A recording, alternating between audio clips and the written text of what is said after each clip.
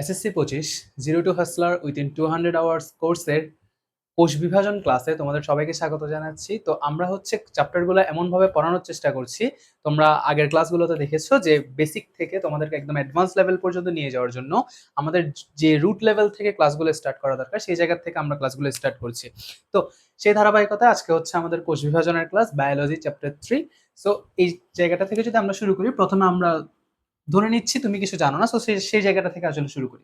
তো প্রথমে আসি, জীব কয় ধরনের হয়? জীব হয় দুই ধরনের। একটা হচ্ছে এককোষী জীব, দেন হচ্ছে বহুকোষী জীব। এককোষী জীব আর হচ্ছে কি বহুকোষী জীব। এখন এককোষী জীব কারা? এককোষী জীব হচ্ছে ব্যাকটেরিয়া, অ্যামিবা, দেন হচ্ছে প্লাজমোডিয়াম। তাহলে এককোষী জীব হচ্ছে কারা? ব্যাকটেরিয়া, অ্যামিবা এবং প্লাজমোডিয়াম। আর বহুকোষী জীব হচ্ছে কারা? মানুষ, তারপর বট গাছ ধরতে পারি, দেন তিমি মাছ ধরতে পারি, এগুলো হচ্ছে কি বহুকোষী জীব। সো জীব আসলে কয় প্রকার? জীব হচ্ছে দুই প্রকার, একটা হচ্ছে এককোষী এবং একটা হচ্ছে বহুকোষী। এককোষী জীব হচ্ছে ব্যাকটেরিয়া, অ্যামিবা এবং প্লাজমোডিয়াম। বহুকোষী জীব হচ্ছে কি মানুষ, বট, তিমি ইত্যাদি ইত্যাদি। সো এই চ্যাপ্টারের নাম যেটা, এটা অ্যাকচুয়ালি কি? ইট ইজ কোষ বিভাজন। কোষ বিভাজন এই টার্মটার অ্যাকচুয়াল মিনিংটা কি? এই টার্মটার অ্যাকচুয়াল মিনিংটা হচ্ছে একটা কোষ থেকে দুইটা বা চারটা কোষ তৈরিকে কি বলে? কোষ বিভাজন বলে। তাহলে কোষ বিভাজনের সংজ্ঞা যদি আসে যে কোষ বিভাজন কাকে বলে, একটি কোষ থেকে দুইটি বা চারটি অপত্য কোষ সৃষ্টির প্রক্রিয়াকে কি বলা হয়? কোষ বিভাজন বলা হয়। সো অপত্য কোষ কি জিনিস সেটা আমি একটু পরে এক্সপ্লেন করতেছি, বাট কোষ বিভাজন আপাতত মনে রাখো, একটি মাতৃকোষ থেকে দুই বা চারটা অপত্য কোষ তৈরি হওয়ার প্রক্রিয়াকে কোষ বিভাজন বলে। আচ্ছা, এখন আসি, কোষ বিভাজনের কিছু উদ্দেশ্য আছে। কোষ বিভাজনের উদ্দেশ্য কি? কোষ বিভাজনের কোষ বিভাজনের উদ্দেশ্য হচ্ছে প্রথমত জীবের বৃদ্ধি,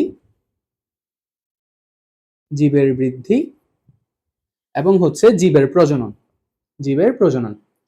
সো তাহলে কোষ বিভাজন কাকে বলে? একটি মাতৃকোষ থেকে দুই বা চারটা অপত্য কোষ সৃষ্টির প্রক্রিয়াকে বলা হয় হচ্ছে কোষ বিভাজন, এবং কোষ বিভাজনের উদ্দেশ্য হচ্ছে জীবের বৃদ্ধি এবং প্রজনন। সো এখন কথা হচ্ছে কোষ বিভাজন অ্যাকচুয়ালি কয় ধরনের হয়? কোষ বিভাজন কয় ধরনের হয়? কোষ বিভাজন হয় তিন ধরনের। কোষ বিভাজন হয় তিন ধরনের। একটাকে বলা হয় অ্যামাইটোসিস বা প্রত্যক্ষ কোষ বিভাজন, অ্যামাইটোসিস বা প্রত্যক্ষ কোষ বিভাজন। একটিকে বলা হয় মাইটোসিস, বা সমীকরণিক কোষ বিভাজন, এবং মায়োসিস বা মিওসিসও বলা হয় অনেক জায়গায়। সো মায়োসিস বা হচ্ছে কি হ্রাসমূলক কোষ বিভাজন। তাহলে আমরা যেটা দেখলাম, কোষ বিভাজন অ্যাকচুয়ালি তিন প্রকার। একটা হচ্ছে অ্যামাইটোসিস বা প্রত্যক্ষ কোষ বিভাজন, একটা হচ্ছে মাইটোসিস বা সমীকরণিক কোষ বিভাজন, এবং হচ্ছে মিওসিস বা হ্রাসমূলক কোষ বিভাজন। সো আমাদের অনেক সময় পরীক্ষায় কোয়েশ্চেন আসে মাইটোসিস কাকে বলে, এভাবে না দিয়ে আমাদের বলা হয় সমীকরণিক কোষ বিভাজন কাকে বলে। সো এই জায়গাগুলোতে আসলে স্টুডেন্টদেরকে ট্রিকে ফেলা হয় যে স্টুডেন্ট আসলে কতটুকু পড়ছে। তো এই জন্য হচ্ছে আমি বলবো দুইটা নামই অ্যাকচুয়ালি মনে রাখা, অ্যামাইটোসিস বা প্রত্যক্ষ, মাইটোসিস বা সমীকরণিক, দেন হচ্ছে মিওসিস বা হ্রাসমূলক। আচ্ছা, আশা করি আমি ক্লিয়ার, এই জায়গাটাতে আমি ক্লিয়ার। দেন আসি, আমরা একটু আগে যে বললাম মাতৃকোষ, অপত্য কোষ, জিনিস দুইটা আসলে কি?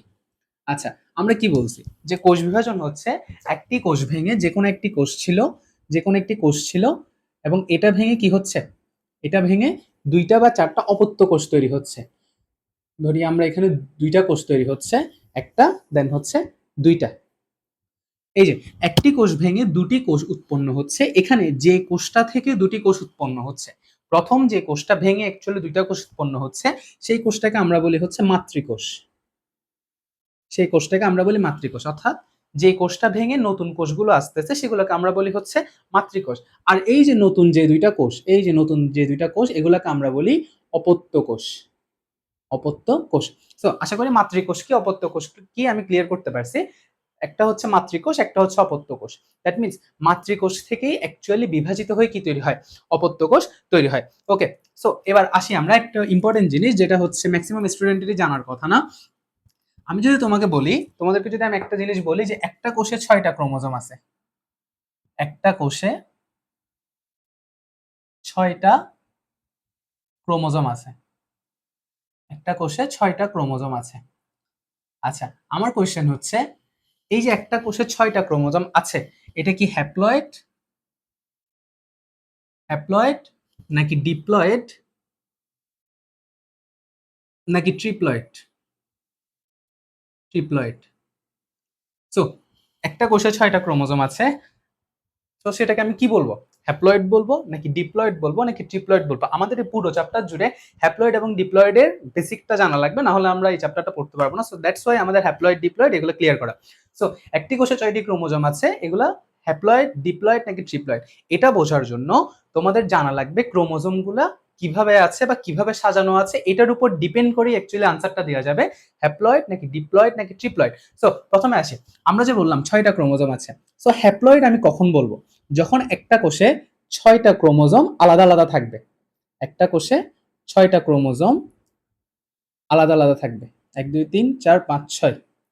তাহলে একটা কোষে যখন 6টা ক্রোমোজোম আলাদা আলাদা কারোর সাথে কারো সম্পর্ক ছাড়া থাকে, তখন সেটাকে আমরা বলি হচ্ছে হ্যাপ্লয়েড। আচ্ছা, এবার আসি ডিপ্লয়েড কি। ডিপ্লয়েড, ডি মানে হচ্ছে কি 2, দ্যাট মিন্স দুইটা দুইটা কোষ একত্রে থাকবে। এই যে দুইটা দুইটা কোষ, সরি দুইটা দুইটা ক্রোমোজোম একত্রে থাকবে। এই যে দুইটা দুইটা ক্রোমোজোম যখন একটা কোষের মধ্যে একত্রে থাকবে, তখন আমরা সেটাকে বলি হচ্ছে ডিপ্লয়েড। দেন ট্রিপ্লয়েড কাকে বলি? ট্রি মানে হচ্ছে 3, দ্যাট মিন্স এই যে 3টা ক্রোমোজোম একসাথে, বাকি 3টা ক্রোমোজোম আবার একসাথে। সো যখন একটা কোষে 3টা করে ক্রোমোজোম আলাদা আলাদা আলাদা ভাবে থাকে, তখন সেটাকে আমরা বলি ট্রিপ্লয়েড। সো হ্যাপ্লয়েড হচ্ছে কি, একটা কোষে ক্রোমোজোম গুলো যখন আলাদা আলাদা ভাবে থাকে, তখন সেটাকে আমরা বলি হ্যাপ্লয়েড। একটা কোষে যখন ক্রোমোজোম গুলো জোড়া অবস্থায় থাকে, তখন সেটাকে আমরা বলি ডিপ্লয়েড। দেন হচ্ছে যখন একটা কোষে ক্রোমোজোম গুলো তিনটা তিনটা করে গুচ্ছাকারে থাকে, তখন সেটাকে আমরা বলি হচ্ছে কি ট্রিপ্লয়েড। সো এবার আসি, আমরা যে বলেছি কোষ বিভাজন 3 প্রকার, amitosis, mitosis, meiosis. So amitosis জিনিসটা কি? অ্যামাইটোসিস নিয়ে তোমাদের বই কিছু বলা নাই। সো অ্যামাইটোসিস জিনিসটা অ্যাকচুয়ালি কি? অ্যামাইটোসিস মানে হচ্ছে নিম্ন শ্রেণীর জীবের মধ্যে যে কোষ বিভাজন হয়, নিম্ন শ্রেণীর জীবে যে ধরনের কোষ বিভাজন হয়, সেটাকে আমরা বলি হচ্ছে অ্যামাইটোসিস কোষ বিভাজন বা প্রত্যক্ষ কোষ বিভাজন। এটা যেহেতু তোমাদের বই নাই, তাও আমি একটু এক্সপ্লেন করতে, দ্যাট ইজ এখানে অ্যাকচুয়ালি হয় কি, নিম্ন শ্রেণীর জীবে যে কোনো একটা কোষ থাকলে, যে কোনো একটা যদি কোষ থাকে যেখানে নিউক্লিয়াস আছে, এটা অ্যাকচুয়ালি ভেঙে যায়, ভেঙে ডিরেক্টলি দুইটা কোষ উৎপন্ন হয়। ডিরেক্টলি দুইটা কোষ উৎপন্ন হয়, যেখানে অর্ধেক নিউক্লিয়াস এখানে যায়, অর্ধেক নিউক্লিয়াস এখানে যায়, এবং এই দুইটা স্বতন্ত্রভাবে দুইটা কোষ হয়ে যায়। বোঝাতে পারছি? একটা কোষ ছিল নিম্ন শ্রেণীর জীবে, এটা শুধু অ্যামাইটোসিস কোথায় হয়? নিম্ন শ্রেণীর জীবে হয়। তো একটা কোষ ছিল, সেখান থেকে নিউক্লিয়াস এবং সাইটোপ্লাজমের পার্ট দুইটা আলাদা আলাদা হয়ে কি হয়ে যাচ্ছে, দুইটা স্বাধীন কোষ সৃষ্টি করতেছে, সেটাকে আমরা বলি হচ্ছে কি অ্যামাইটোসিস কোষ বিভাজন। সো এই যে প্রসেসটা খুবই তাড়াতাড়ি হচ্ছে বা ডিরেক্টলি হচ্ছে, তো এই জন্য আমরা এটাকে বলি হচ্ছে কি প্রত্যক্ষ কোষ বিভাজন। প্রত্যক্ষ কোষ বিভাজন। সো আমাদের আলোচনা অর্থাৎ তোমাদের বইয়ের আলোচনা শুরু হয়েছে হচ্ছে মাইটোসিস থেকে। সো মাইটোসিস জিনিসটা কি? মাইটোসিস প্রথমত, মাইটোসিস জানার জন্য তোমাদের প্রথম সংজ্ঞাটা হচ্ছে যে কোষ বিভাজনে প্রকৃত কোষ, যে কোষ বিভাজনে, যে কোষ বিভাজনে প্রকৃত কোষ, প্রকৃত কোষ বিভক্ত হয়ে দুইটি অপত্য কোষ তৈরি হয়, দুইটি অপত্য কোষ তৈরি হয়। তাহলে কি বললাম? যে কোষ বিভাজনে প্রকৃত কোষ বিভক্ত হয়ে দুটি অপত্য কোষ তৈরি হয়, যাদের, শেষ না, যাদের ক্রোমোজোম সংখ্যা সমান থাকে, যাদের ক্রোমোজোম সংখ্যা, যাদের ক্রোমোজোম সংখ্যা মাতৃকোষের সমান থাকে, সেই কোষ বিভাজনটাকে আমরা বলি হচ্ছে মাইটোসিস কোষ বিভাজন, মাতৃকোষের সমান থাকে। আচ্ছা, তাহলে মাইটোসিস কোষ বিভাজন অ্যাকচুয়ালি কি? যে কোষ বিভাজনে প্রকৃত কোষ বিভক্ত হয়ে দুটি অপত্য কোষ তৈরি হয়, যাদের ক্রোমোজোম সংখ্যা মাতৃকোষের ক্রোমোজোম সংখ্যা সমান থাকে, সেটাকে আমরা বলি হচ্ছে কি মাইটোসিস। আচ্ছা, সো তাহলে আমরা যেটা দেখতেছি যে মাতৃকোষে যদি আমাদের 4টা ক্রোমোজোম থাকে, মাতৃকোষে যদি 4টা ক্রোমোজোম থাকে, এই যে দুইটা যে অপত্য কোষ তৈরি হবে, এই যে দুইটা যে অপত্য কোষ তৈরি হবে, এখানের মধ্যে প্রত্যেকটাতে 4টা করে কি থাকবে? ক্রোমোজোম থাকবে। প্রত্যেকটাতে কি থাকবে? 4টা করে ক্রোমোজোম থাকবে। তো এটাই হচ্ছে কি মাইটোসিস, যে কোষ বিভাজনে প্রকৃত কোষ বিভক্ত হয়ে 4টি অপত্য কোষ তৈরি হয়, যাদের ক্রোমোজোম সংখ্যা মাতৃকোষের সমান থাকে, তাদের সেই কোষ বিভাজনটাকে আমরা কি বলি? মাইটোসিস কোষ বিভাজন। সো এই একই সংজ্ঞা দিয়ে আমি মিওসিসটাও কভার করি। মিওসিস, মিওসিসটাও সেম। তো মিওসিসটাতে হয় কি, যে কোষ বিভাজনে প্রকৃত কোষ বিভক্ত হয়ে দুটির জায়গায় এখানে হয়ে যায় চারটি। যে কোষ বিভাজনে প্রকৃত কোষ বিভক্ত হয়ে চারটি অপত্য কোষ তৈরি হয়, যাদের ক্রোমোজোম সংখ্যা মাতৃকোষের ক্রোমোজোম সংখ্যার অর্ধেক হয়ে যায়, সেই কোষ বিভাজনকে আমরা বলি হচ্ছে মিওসিস কোষ বিভাজন, মাতৃকোষের অর্ধেক হয়। আচ্ছা, তাহলে মাইটোসিসে কি দেখছিলাম যে প্রকৃত কোষের ক্রোমোজোম সংখ্যা কি হচ্ছে সমান থাকতেছে মাতৃকোষের সাথে অপত্য কোষের। মাইটোসিসে কি হচ্ছিল, একটা প্রকৃত কোষ ভাঙতেছিল, একটা ভেঙে দুইটা হচ্ছিল, এবং অপত্য কোষের ক্রোমোজোম সংখ্যা এবং মাতৃকোষের ক্রোমোজোম সংখ্যা সমান থাকতেছিল। বাট মিওসিসে কি হয়, একটা প্রকৃত কোষ ভেঙে চারটা অপত্য কোষ তৈরি হয়, যাদের প্রত্যেকের ক্রোমোজোম সংখ্যা মাতৃকোষের ক্রোমোজোম সংখ্যার অর্ধেক হয়। অর্থাৎ মাতৃকোষে যদি চারটা ক্রোমোজোম থাকে, এই যে অপত্য কোষ কয়টা তৈরি হবে, এখানে চারটা তৈরি হবে। টোটাল কয়টা তৈরি হবে, চারটা তৈরি হবে, যাদের প্রত্যেকটাতে ক্রোমোজোম সংখ্যা কত হবে, মাতৃকোষের অর্ধেক হবে। তো আমরা যে বললাম মিওসিসে চারটা অপত্য কোষ তৈরি হয়, যাদের ক্রোমোজোম সংখ্যা মাতৃকোষের অর্ধেক হয়। তাহলে মাতৃকোষে ক্রোমোজোম আছে কয়টা, চারটা। তাহলে এখানেই যে অপত্য কোষগুলো তৈরি হয়েছে প্রত্যেকটাতে ক্রোমোজোম থাকবে কয়টা, ক্রোমোজোম থাকবে দুইটা। সো এটাই হচ্ছে কি আমাদের মিওসিস। ঠিক আছে, তো এবার আসি আমরা মাইটোসিস আর মিওসিসের ডিফারেন্সটা কি। মাইটোসিস আর মিওসিসের ডিফারেন্স, এই জিনিসটা প্রায় সময় খতে আসে অ্যাকচুয়ালি। সো মাইটোসিস আর মিওসিসের ডিফারেন্সটা কি। সো মাইটোসিস দেন হচ্ছে মিওসিস। মিওসিস, আচ্ছা। সো মাইটোসিস আর মিওসিসের মূল বিভাজন যদি আমি বলি, মাইটোসিস হ্যাপ্লয়েডে, হ্যাপ্লয়েড, ডিপ্লয়েড এবং ট্রিপ্লয়েডে ঘটে। মাইটোসিস কোথায় ঘটে, হ্যাপ্লয়েডে, ডিপ্লয়েডে এবং ট্রিপ্লয়েডে। আর মিওসিস কোথায় ঘটে, মিওসিস ঘটে হচ্ছে শুধুমাত্র ডিপ্লয়েড কোষে, শুধুমাত্র ডিপ্লয়েড কোষে মিওসিস ঘটে। সো মাইটোসিস কোথায় ঘটে, মাইটোসিস হ্যাপ্লয়েড, ডিপ্লয়েড, ট্রিপ্লয়েডে ঘটে, এবং মিওসিস কোথায় ঘটে, শুধুমাত্র ডিপ্লয়েড কোষে ঘটে থাকে। সো এখন মাইটোসিস কোথায় কোথায় হয়, মাইটোসিস কোথায় কোথায় হয়, মাইটোসিস জনন কোষ সৃষ্টি ছাড়া সব জায়গায়, জনন কোষ সৃষ্টি ব্যতীত সকল জায়গায়, জনন কোষ সৃষ্টি ব্যতীত সকল জায়গায় কি হয়, মাইটোসিস হয়। এবং মিওসিস কোথায় হয়, জনন কোষ সৃষ্টিতেই শুধুমাত্র মিওসিস হয়, জনন কোষ সৃষ্টিতে মিওসিস হয়। তাহলে আমরা কি পেয়েছি, যে মাইটোসিস হয় হ্যাপ্লয়েড, ডিপ্লয়েড এবং ট্রিপ্লয়েডে, যেখানে মিওসিস হয় শুধুমাত্র ডিপ্লয়েডে। আর মাইটোসিস হয় কোথায়, জনন কোষ সৃষ্টি ব্যতীত জীবদেহে যত জায়গায় কোষ বিভাজনের দরকার হয় সব জায়গায় মাইটোসিস হয়, তবে জনন কোষ সৃষ্টিতে শুধুমাত্র কি হয়, মিওসিস হয়, শুধুমাত্র জনন কোষ সৃষ্টিতে কি হয়, মিওসিস হয়। আচ্ছা, এবার আসি কে কয়বার বিভাজন হয়। সো মাইটোসিসের ক্ষেত্রে যদি বলি, মাইটোসিসের ক্ষেত্রে নিউক্লিয়াস এবং ক্রোমোজোম, নিউক্লিয়াস ও হচ্ছে কি ক্রোমোজোম একবার বিভাজিত হয়। মাইটোসিসে নিউক্লিয়াস এবং ক্রোমোজোম শুধুমাত্র একবার বিভাজিত হয়, একবার বিভাজিত হয়। আর মিওসিসে কি হয়, মিওসিসে নিউক্লিয়াস এবং ক্রোমোজোম, নিউক্লিয়াস এবং কি ক্রোমোজোম, ক্রোমোজোম। মিওসিসে কি হয়, নিউক্লিয়াসের দুইবার বিভাজন হয়, ক্রোমোজোমের একবার বিভাজন হয়। আচ্ছা, আশা করি আমি বোঝাতে পারছি যে মাইটোসিসে নিউক্লিয়াস এবং ক্রোমোজোম একবার করে বিভাজিত হয়, এবং মিওসিসে নিউক্লিয়াস দুইবার এবং ক্রোমোজোম একবার বিভাজিত হয়। আর আরেকটা যেটা সব থেকে ইজিয়েস্ট পার্থক্য আমি বলবো, সেটা হচ্ছে আমরা আগেই পড়ে আসছি, সেটা হচ্ছে কি মিওসিসে একটা থেকে দুইটা কোষ উৎপন্ন হয়, আর মাইটোসিসে একটা থেকে দুইটা কোষ উৎপন্ন হয়, আর মিওসিসে একটা থেকে চারটা কোষ উৎপন্ন হয়। সো মাইটোসিস এবং মিওসিসের টোটাল আমরা চারটা তুলনা পাচ্ছি বা চারটা পার্থক্য পাচ্ছি। সো এগুলো লিখে দিলে তোমাদের খ এর 2 নাম্বার কনফার্ম। সো মাইটোসিস আর মিওসিস আরেকবার আমরা রিক্যাপ করি যে মাইটোসিসে কি হয়, মাইটোসিস হ্যাপ্লয়েড, ডিপ্লয়েড, ট্রিপ্লয়েড কোষে হয়, যেখানে মিওসিস শুধুমাত্র ডিপ্লয়েড কোষে হয়।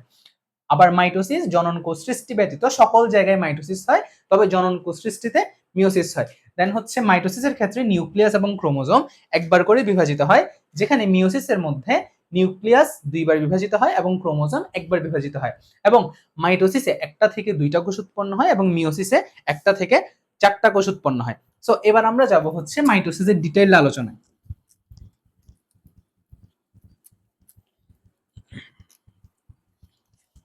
আচ্ছা, প্রথমত মাইটোসিস। আচ্ছা,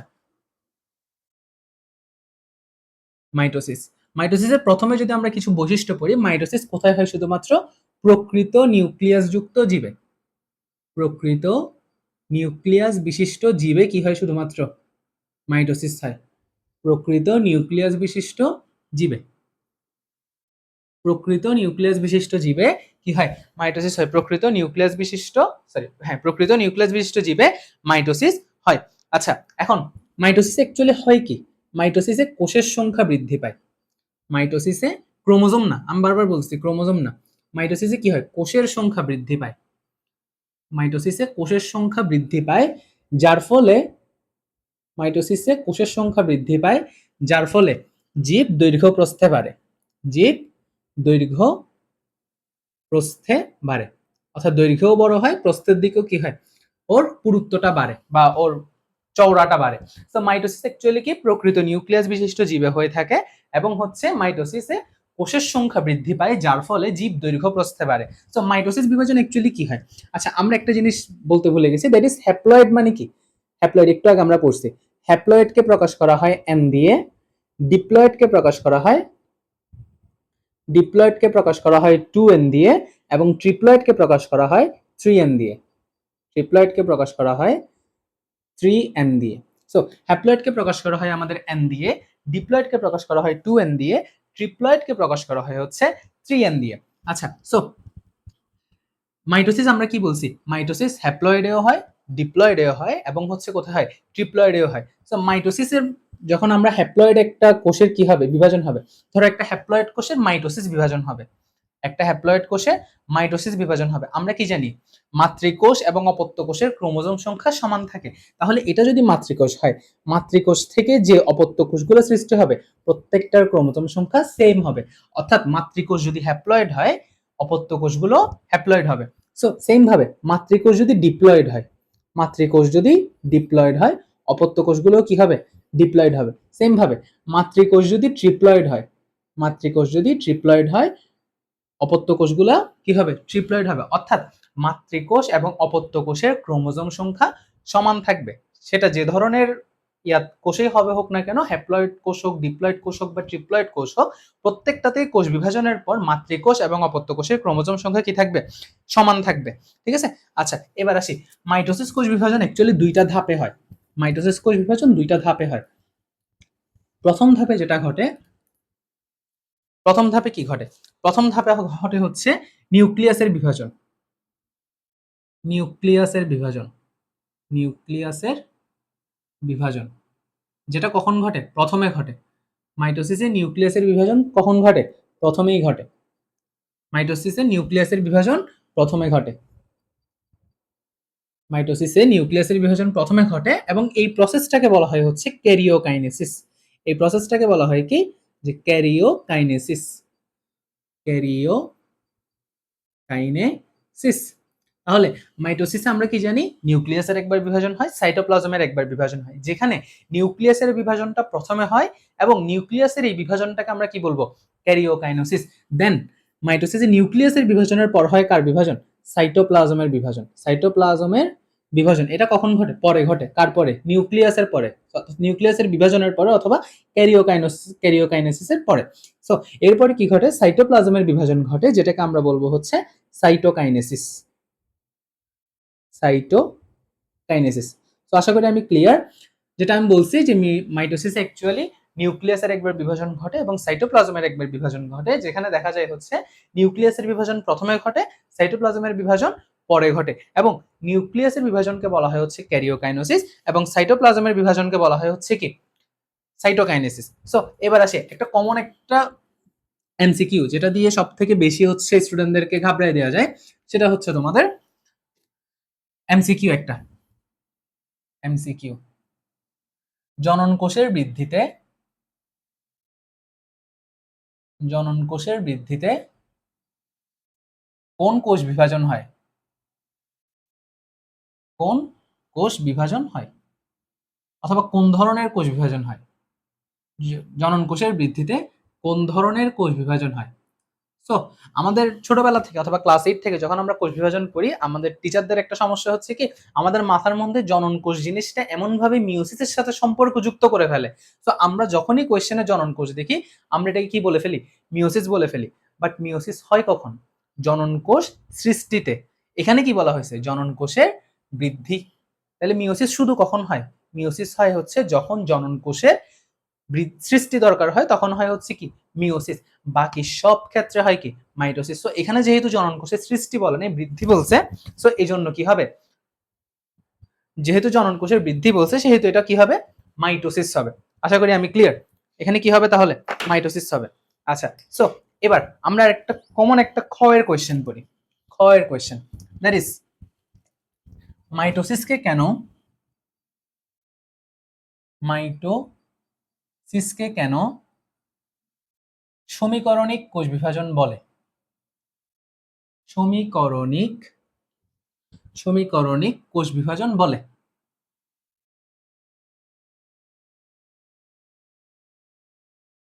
আচ্ছা, তাহলে আমাদের এটা কোথায় আসে? খতে আসে। খতে আসে, দ্যাট ইজ মাইটোসিসকে কেন সমীকরণিক কোষ বিভাজন বলা হয়। আসি, মাইটোসিসকে সমীকরণ মানে হচ্ছে কি, সমীকরণিক মানে হচ্ছে যেটার থেকে উৎপত্তি হচ্ছে এবং যেটা উৎপন্ন হচ্ছে। অর্থাৎ যেটার থেকে উৎপত্তি হচ্ছে মানে কি মাতৃকোষ, যেটা উৎপন্ন হচ্ছে দ্যাট মিন্স কি অপত্য কোষ। মাতৃকোষ আর অপত্য কোষের মধ্যে একটা সমীকরণিক সম্পর্ক বা সমান সম্পর্ক থাকে বলে আমরা এটাকে কি বলে ফেলি, সমীকরণিক কোষ বিভাজন। যেখানে তাহলে সমীকরণ বলতেছি কেন, রিজনটা তো বলতে হবে। সো মাতৃকোষ আর কি কোষ, অপত্য কোষ। মাতৃকোষ সমান কি হয় এখানে, অপত্য কোষ হয়। তো এটা তো আবার লেখা যাবে না যে মাতৃকোষ সমান অপত্য কোষ, আমরা লিখবো কিভাবে? তাহলে মাইটোসিসকে সমীকরণিক কোষ বিভাজন কেন বলা হয়? কারণ মাতৃকোষের ক্রোমোজোম সংখ্যা, মাতৃকোষের ক্রোমোজোম সংখ্যা এবং অপত্য কোষের ক্রোমোজোম সংখ্যা কি হয়, সেম হয়। মাতৃকোষের ক্রোমোজোম সংখ্যা এবং অপত্য কোষের ক্রোমোজোম সংখ্যা সেম হয়। আশা করি আমি ক্লিয়ার। মাইটোসিসকে সমীকরণিক কোষ বিভাজন বলা হয় কারণ মাতৃকোষের ক্রোমোজোম সংখ্যা অপত্য কোষের ক্রোমোজোম সংখ্যা সেম হয়। দেন হচ্ছে মাতৃকোষের ডিএনএ এবং অপত্য কোষের ডিএনএ সংখ্যা সেম হয়।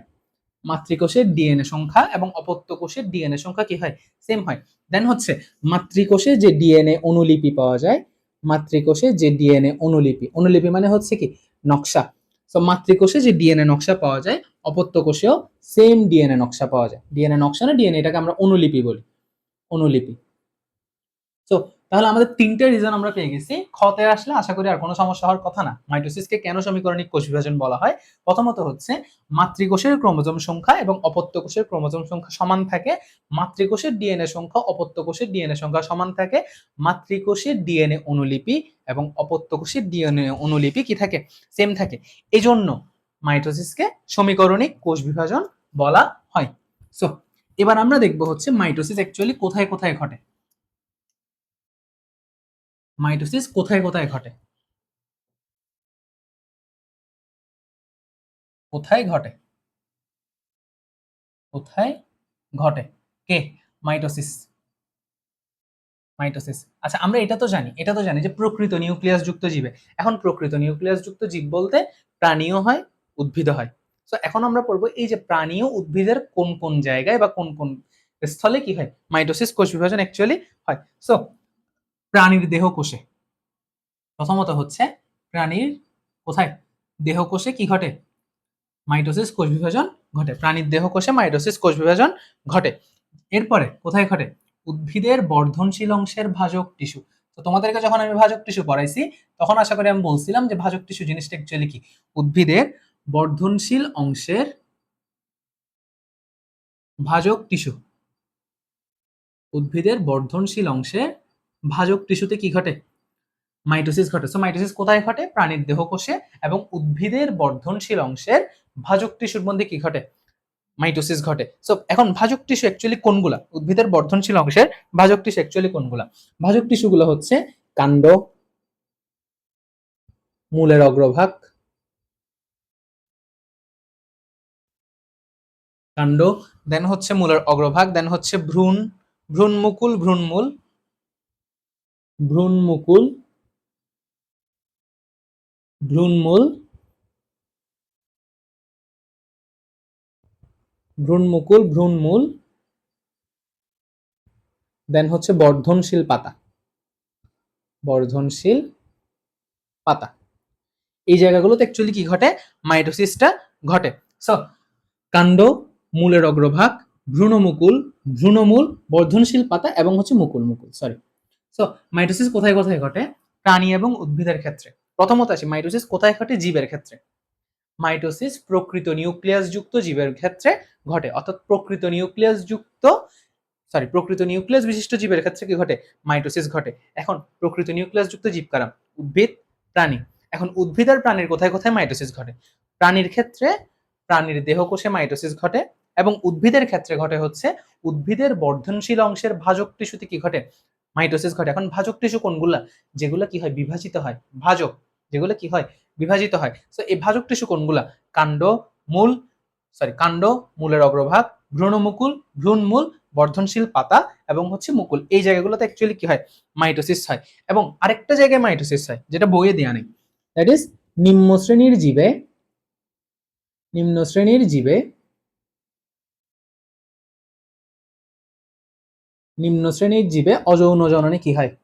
মাইটোসিস হয়। সো এই তিনটা জায়গাতে অ্যাকচুয়ালি মাইটোসিস হয়। প্রাণীর দেহকোষে, উদ্ভিদের বর্ধনশীল অংশের ভাজক টিস্যু অর্থাৎ কাণ্ড, মূলের অগ্রভাগ, ভ্রূণমুকুল, ভ্রূণমূল, বর্ধনশীল পাতা, মুকুলে, এবং হচ্ছে নিম্ন শ্রেণীর জীবের অযৌন জননে কি হয়? মাইটোসিস হয়। সো এখন আমরা যেটা পড়বো সেটা হচ্ছে মাইটোসিসের, আমরা একটু আগে যেটা পড়ছিলাম যে ক্যারিওকাইনেসিস কি, সাইটোকাইনেসিস কি, এগুলা নিয়ে। সো এখন আমরা পড়ছিলাম কি, মাইটোসিস দুইটা পর্যায়ে হয়, একটা হচ্ছে ক্যারিওকাইনেসিস অর্থাৎ নিউক্লিয়াসের বিভাজন, একটা হচ্ছে সাইটোকাইনেসিস অথবা হচ্ছে কি, এটাকে কি বলে? সাইটোপ্লাজমের বিভাজন। সো এখন এই যে ক্যারিওকাইনেসিস এবং সাইটোকাইনেসিস, এটা নিয়েই হচ্ছে তোমাদের বই বিস্তারিত আলোচনা করা হয়েছে, অর্থাৎ ক্যারিওকাইনেসিস নিয়ে হচ্ছে বেশি আলোচনা। সো আসলে ক্যারিওকাইনেসিস পড়ার আগে আমাদের একটা জিনিস লাগে, সেটা হচ্ছে ইন্টারফেস। ইন্টারফেজ। আচ্ছা, এই ওয়ার্ডটাকে যদি আমি ইংলিশে লিখি, লেখাটা কিরকম হয়? ইন্টার ফেজ, অর্থাৎ ইন্টার মানে হচ্ছে আন্ত, ফেজ মানে হচ্ছে কি? দশা। তার মানে ইন্টারফেস মানে হচ্ছে কি? আন্তঃদশা। সো ইন্টারফেস অ্যাকচুয়ালি কাকে বলে? ক্যারিওকাইনেসিস শুরু হওয়ার আগে, ক্যারিওকাইনেসিসের আগে, ক্যারিওকাইনেসিসের আগে কোষের নিউক্লিয়াস,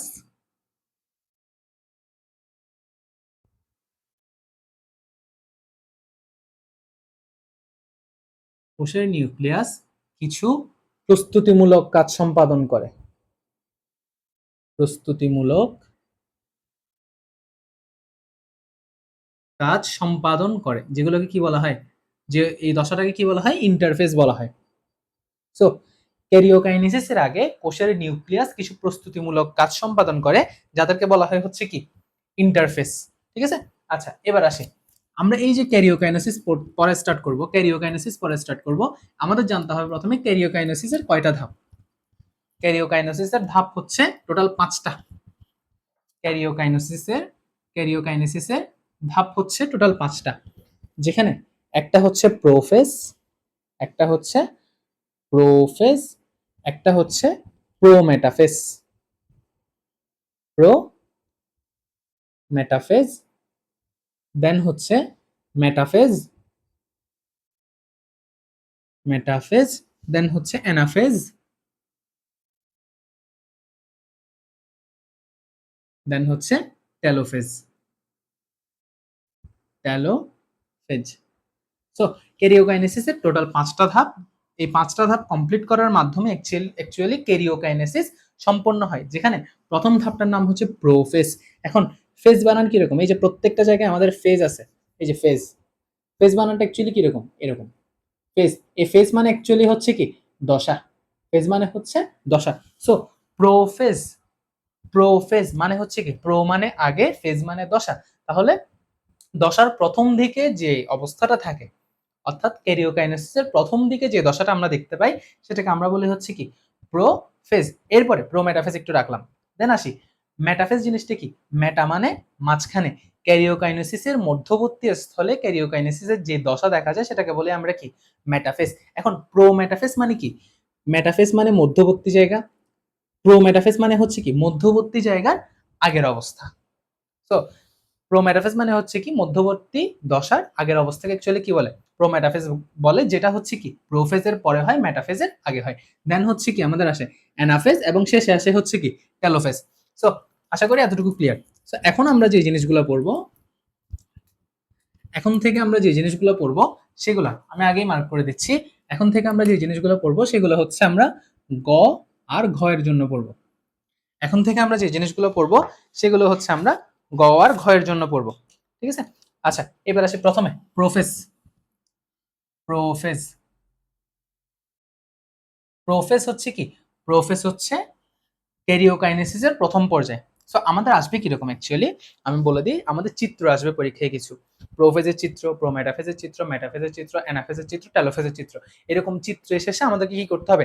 এক্সপ্লেন করতে হবে, অথবা এই দুইটার ঘতে যদি আসে দুইটা চিত্রের কি করতে হবে? তুলনা করতে হবে। সো প্রত্যেকটা চিত্র বা প্রত্যেকটা দশা বোঝাটা এই চ্যাপ্টারের জন্য মাস্ট জিনিস, যেহেতু এই চ্যাপ্টারটা ছোট, প্রশ্ন আসলে এখান থেকেই আসে। সো এই চ্যাপ্টারটাতে এই জায়গাটা একটু ওয়াইজলি বা অ্যাটেন্টিভলি পড়াটা একটা ওয়াইজ ডিসিশন। সো প্রথমে প্রোফেস ধাপ। প্রোফেস ধাপে আমরা কি বলতেছি? প্রোফেস হচ্ছে কি? প্রথম দশা। প্রোফেস হচ্ছে কি? প্রথম দশা। কিসের প্রথম দশা? ক্যারিওকাইনেসিসের প্রথম দশা। তাহলে প্রোফেস হচ্ছে কি? ক্যারিওকাইনেসিসের প্রথম দশা, বা তুমি পর্যায়েও বলতে পারো। ক্যারিওকাইনেসিসের কি? প্রথম দশা বা প্রথম পর্যায়, এবং এটাকে বলা হয় সবচেয়ে দীর্ঘস্থায়ী পর্যায়। ক্যারিওকাইনেসিসের সবচেয়ে কি পর্যায়? দীর্ঘস্থায়ী পর্যায়। সবচেয়ে দীর্ঘস্থায়ী পর্যায়। সো প্রোফেজ মানে হচ্ছে কি? ক্যারিওকাইনেসিসের প্রথম দশা বা প্রথম পর্যায়, এবং প্রোফেজ মানে হচ্ছে কি, সরি, প্রোফেজ হচ্ছে কি? ক্যারিওকাইনেসিসের সবচেয়ে দীর্ঘস্থায়ী পর্যায়। এখন আমরা একটা চিত্র আঁকি।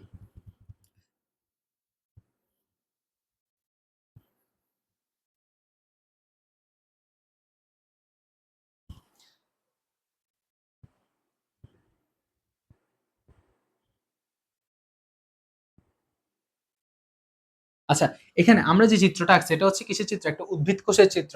উদ্ভিদ কোষ কিভাবে বসছি? এখানে একটা কি আছে? কোষ প্রাচীর আছে। এটা হচ্ছে কি? আমাদের কোষ প্রাচীর। এগুলো মার্কিং করে দিতে হয়। কোষ প্রাচীর, সেল ওয়াল, কোষ প্রাচীর। আর এটা হচ্ছে কি? কোষ ঝিল্লি। এটাকে কি বলা হয়? Plasma membrane. Plasma membrane.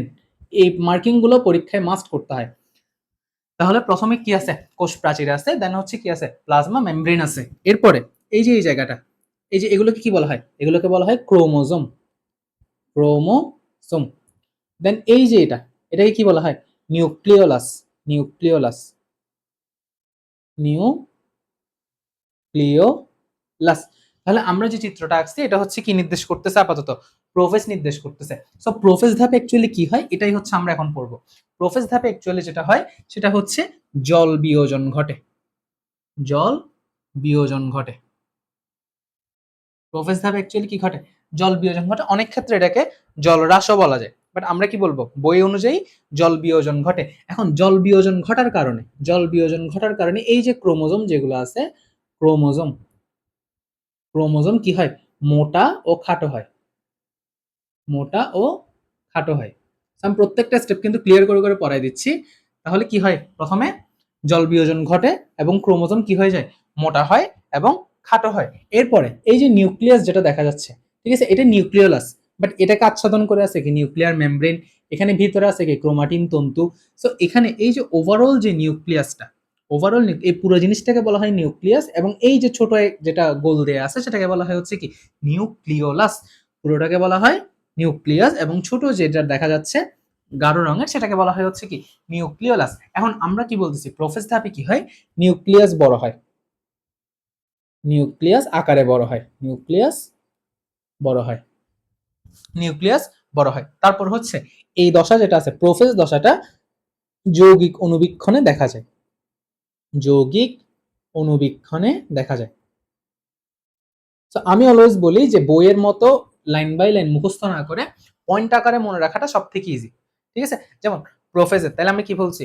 Prophase হচ্ছে ক্যারিওকাইনেসিসের প্রথম পর্যায়, সবচেয়ে দীর্ঘস্থায়ী পর্যায়। জল বিয়োজনের ফলে ক্রোমোজোম মোটা ও খাটো হয়, নিউক্লিয়াস কি হয়? আকারে বড় হয়, এবং হচ্ছে কি? যৌগিক অনুবীক্ষণ যন্ত্রে দেখা যায়। সো এই যে প্রোফেজ দশাটা, এটা কি হয়? যৌগিক অনুবীক্ষণ যন্ত্রে দেখা যায়। এখন সব থেকে ইম্পর্টেন্ট যেটা, ক্রোমোজোমের সেন্ট্রোমিয়ার ব্যতীত, আচ্ছা এই যে আমরা ক্রোমোজোম যেটা আঁকছি, ক্রোমোজোমের এখানে আমরা একটা গাঢ় অংশ দিচ্ছি। এই যে গাঢ় অংশটাকে বলা হয় সেন্ট্রোমিয়ার। গাঢ় অংশটাকে কি বলা হয়? সেন্ট্রোমিয়ার। আচ্ছা, প্রথমে এগুলো আশা করি ক্লিয়ার।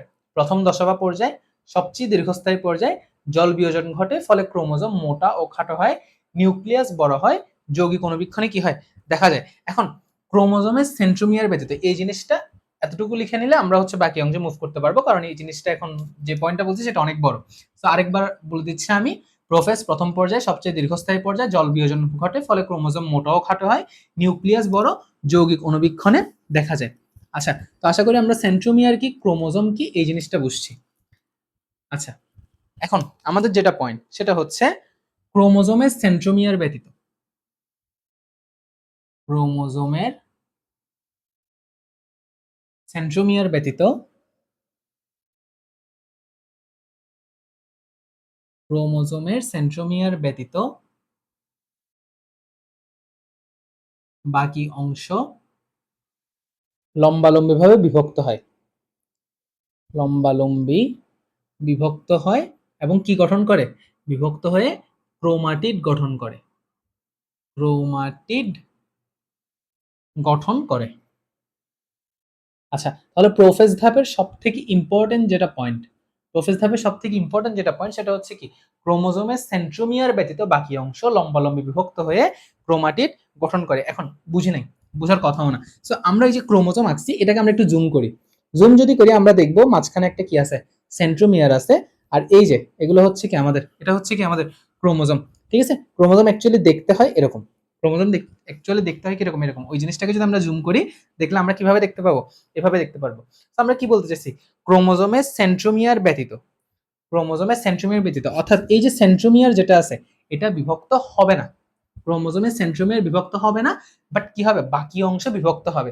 বাকি অংশ কিভাবে বিভক্ত হবে, লম্বালম্বি বিভক্ত হবে। দ্যাট মিন্স এই যে এই জিনিসটা এভাবে বিভক্ত হয়ে যাবে, বাট কি ভাঙবে না, সেন্ট্রোমিয়ার ভাঙবে না, সেন্ট্রোমিয়ার আগের জায়গাতেই থাকবে, সেন্ট্রোমিয়ার আগের জায়গাতেই থাকবে, কোনো ভাগাভাগি হবে না। বাট ক্রোমোজোম গুলো কি হয়ে যাবে গা, এই যে এভাবে চারটা পার্টি কি হয়ে গেছে, ভাগ হয়ে গেছে গা। ক্রোমোজোম প্রথমে কিরকম ছিল, এই যে একটা লম্বা একটা লম্বা, যখন লম্বালম্বি বিভক্ত হয়েছে সো কি হয়ে গেছে, চারটা পার্ট ভাগ হয়ে গেছে, বাট কি বিভক্ত হয়নি, সেন্ট্রোমিয়ার বিভক্ত হয়নি। সো এই জিনিসটা এখানে বলা আছে, ক্রোমোজোমের সেন্ট্রোমিয়ার ব্যতীত অর্থাৎ ক্রোমোজোমের সেন্ট্রোমিয়ার বাদে বাকি অংশটা লম্বালম্বিভাবে বিভক্ত হয়, বাকি অংশটা লম্বালম্বিভাবে বিভক্ত হয় এবং কি গঠন করে, ক্রোমাটিড গঠন করে, এবং কি গঠন করে, ক্রোমাটিড গঠন করে। এখন এই যে এই দুইটা ক্রোমাটিড, আচ্ছা ক্রোমোজোম ভেঙে গেলে সেটাকে আমরা কি বলি, ক্রোমাটিড বলি। ক্রোমোজোম ভাঙলে কি হয়ে যায়, ক্রোমাটিড হয়। সো এই উপরের যে দুইটা ক্রোমাটিড এটাকে বলা হয়, এগুলোকে বলা হয় হচ্ছে ক্রোমাটিড 1, ক্রোমাটিড 1, এবং নিচে যে দুইটা ক্রোমাটিড আছে, নিচে যে দুইটা ক্রোমাটিড আছে এগুলোকে বলা হয় হচ্ছে কি, ক্রোমাটিড 2।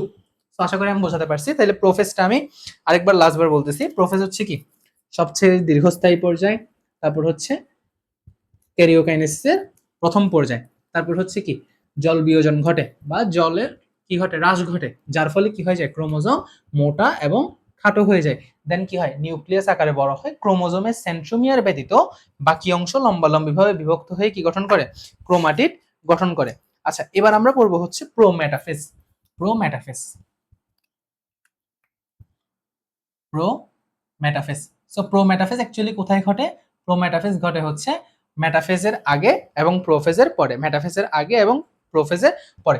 সো প্রোমেটাফেজ উদ্ভিদ কোষের ক্ষেত্রে একরকম, প্রাণী কোষের ক্ষেত্রে আরেক রকম। সো প্রথমে আমরা উদ্ভিদ কোষ দেখি, উদ্ভিদ কোষে কি ঘটে এটা আমরা প্রথমে দেখি। সো প্রোমেটাফেজের ক্ষেত্রে উদ্ভিদ কোষে যেটা হয় সেটা হচ্ছে তন্তুময় প্রোটিন দিয়ে স্পিন্ডল যন্ত্র তৈরি হয়, তন্তুময় প্রোটিন দিয়ে স্পিন্ডল যন্ত্র তৈরি হয়,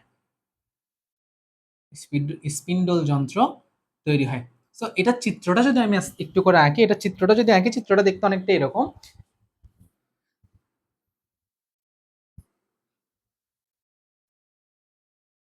উদ্ভিদ কোষের চিত্রটা আঁকতেছি আমরা, চিত্রটা দেখতে অনেকটা এরকম যে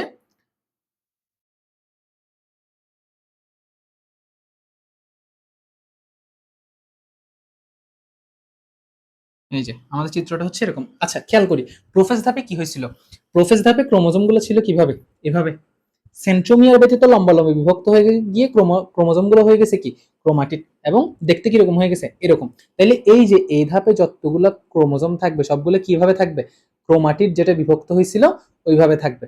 আশা করি আমি বোঝাতে পারছি। ঠিক আছে, এই ধাপে যে ক্রোমোজোম গুলো থাকবে এগুলা আগের পর্বে যেভাবে বিভক্ত হয়ে আসছিল, অথবা এই যে এভাবে এভাবে থাকবে। সো এবার আসি। আমি আশা করি বোঝাতে পারছি যে উদ্ভিদ কোষে কি হয়, তন্তুময় প্রোটিন দিয়ে স্পিন্ডল যন্ত্র তৈরি হয়। এখন স্পিন্ডল যন্ত্র কোনটা? এই যে আমি এরকম যেটা আমাদের কি আঁকছে, আকৃতি আঁকছি, এটাকে বলা হয় হচ্ছে কি স্পিন্ডল যন্ত্র। এই যে এই জিনিসটাকে বলা হয় হচ্ছে কি স্পিন্ডল যন্ত্র। আমি আশা করি বোঝাতে পারছি। তো এখানে যেটা আঁকা আছে এরকম শেপের, সেটা হচ্ছে কি স্পিন্ডল যন্ত্র। এটা কি দিয়ে তৈরি হয়? তন্তুময় প্রোটিন দিয়ে তৈরি হয়। তন্তুময় প্রোটিন দিয়ে। আমাদের এখানে মার্কিং করা মাস্ট। আমি এখানে উপরেই লিখে দিচ্ছি, আমাদের কি মাস্ট? Marking must. অর্থাৎ কোনটা ক্রোমোজোম এটা লিখে দিতে হবে, সেন্ট্রোমিয়ার কোনটা লিখে দিতে হবে, স্পিন্ডল যন্ত্র কোনটা লিখে দিতে হবে, দেন হচ্ছে কোষপ্রাচীর সেল ওয়াল, এগুলো সরি কোষপ্রাচীর প্লাজমা মেমব্রেন, সবকিছুই কি করতে হবে আমাদের থেকে লিখে দিতে হবে। এখন আমাদের যেটা মাথায় রাখতে হবে এরপরে হচ্ছে এরপরের পয়েন্ট, দুই মেরুর মধ্যবর্তী স্থান। দুই মেরুর মধ্যবর্তী স্থানকে বলা হয় বিষুব অঞ্চল। বিষুব অঞ্চল।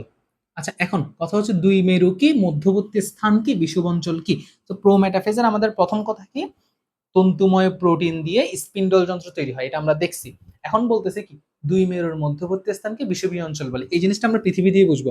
পৃথিবী কিরকম? কমলা লেবুর মতো চ্যাপ্টা। সো এই যে পৃথিবীর এই যে এই পার্টটা আর এই পার্টটা, এই যে এই পার্টটা আর এই পার্টটা, এই পার্টগুলোকে বলা হয় কি মেরু অঞ্চল। এই যে এই পার্টগুলোকে কি বলা হয়? মেরু অঞ্চল। ঠিক আছে? আর এই যে এই পার্টগুলা, এগুলোকে বলা হয় হচ্ছে কি বিষুব অঞ্চল। সো উপরের পার্ট নিচের পার্টকে বলা হয় মেরু অঞ্চল এবং মাঝখানের পার্টকে কি বলা হয়? বিষুব অঞ্চল। সো ওই যে আমরা স্পিন্ডল যন্ত্র দেখতেছি এখানে, এই যে এই পার্টটা হচ্ছে কি বিষুব অঞ্চল। ঠিক আছে? এই পার্টটা হচ্ছে কি বিষুব অঞ্চল। ঠিক আছে? তো দুই মেরুর মধ্যবর্তী স্থানকে কি বলে? বিষুব অঞ্চল বলে। যেখানে মেরু কোনটা? এটা একটা মেরু, দেন হচ্ছে কি এটা আরেকটা মেরু।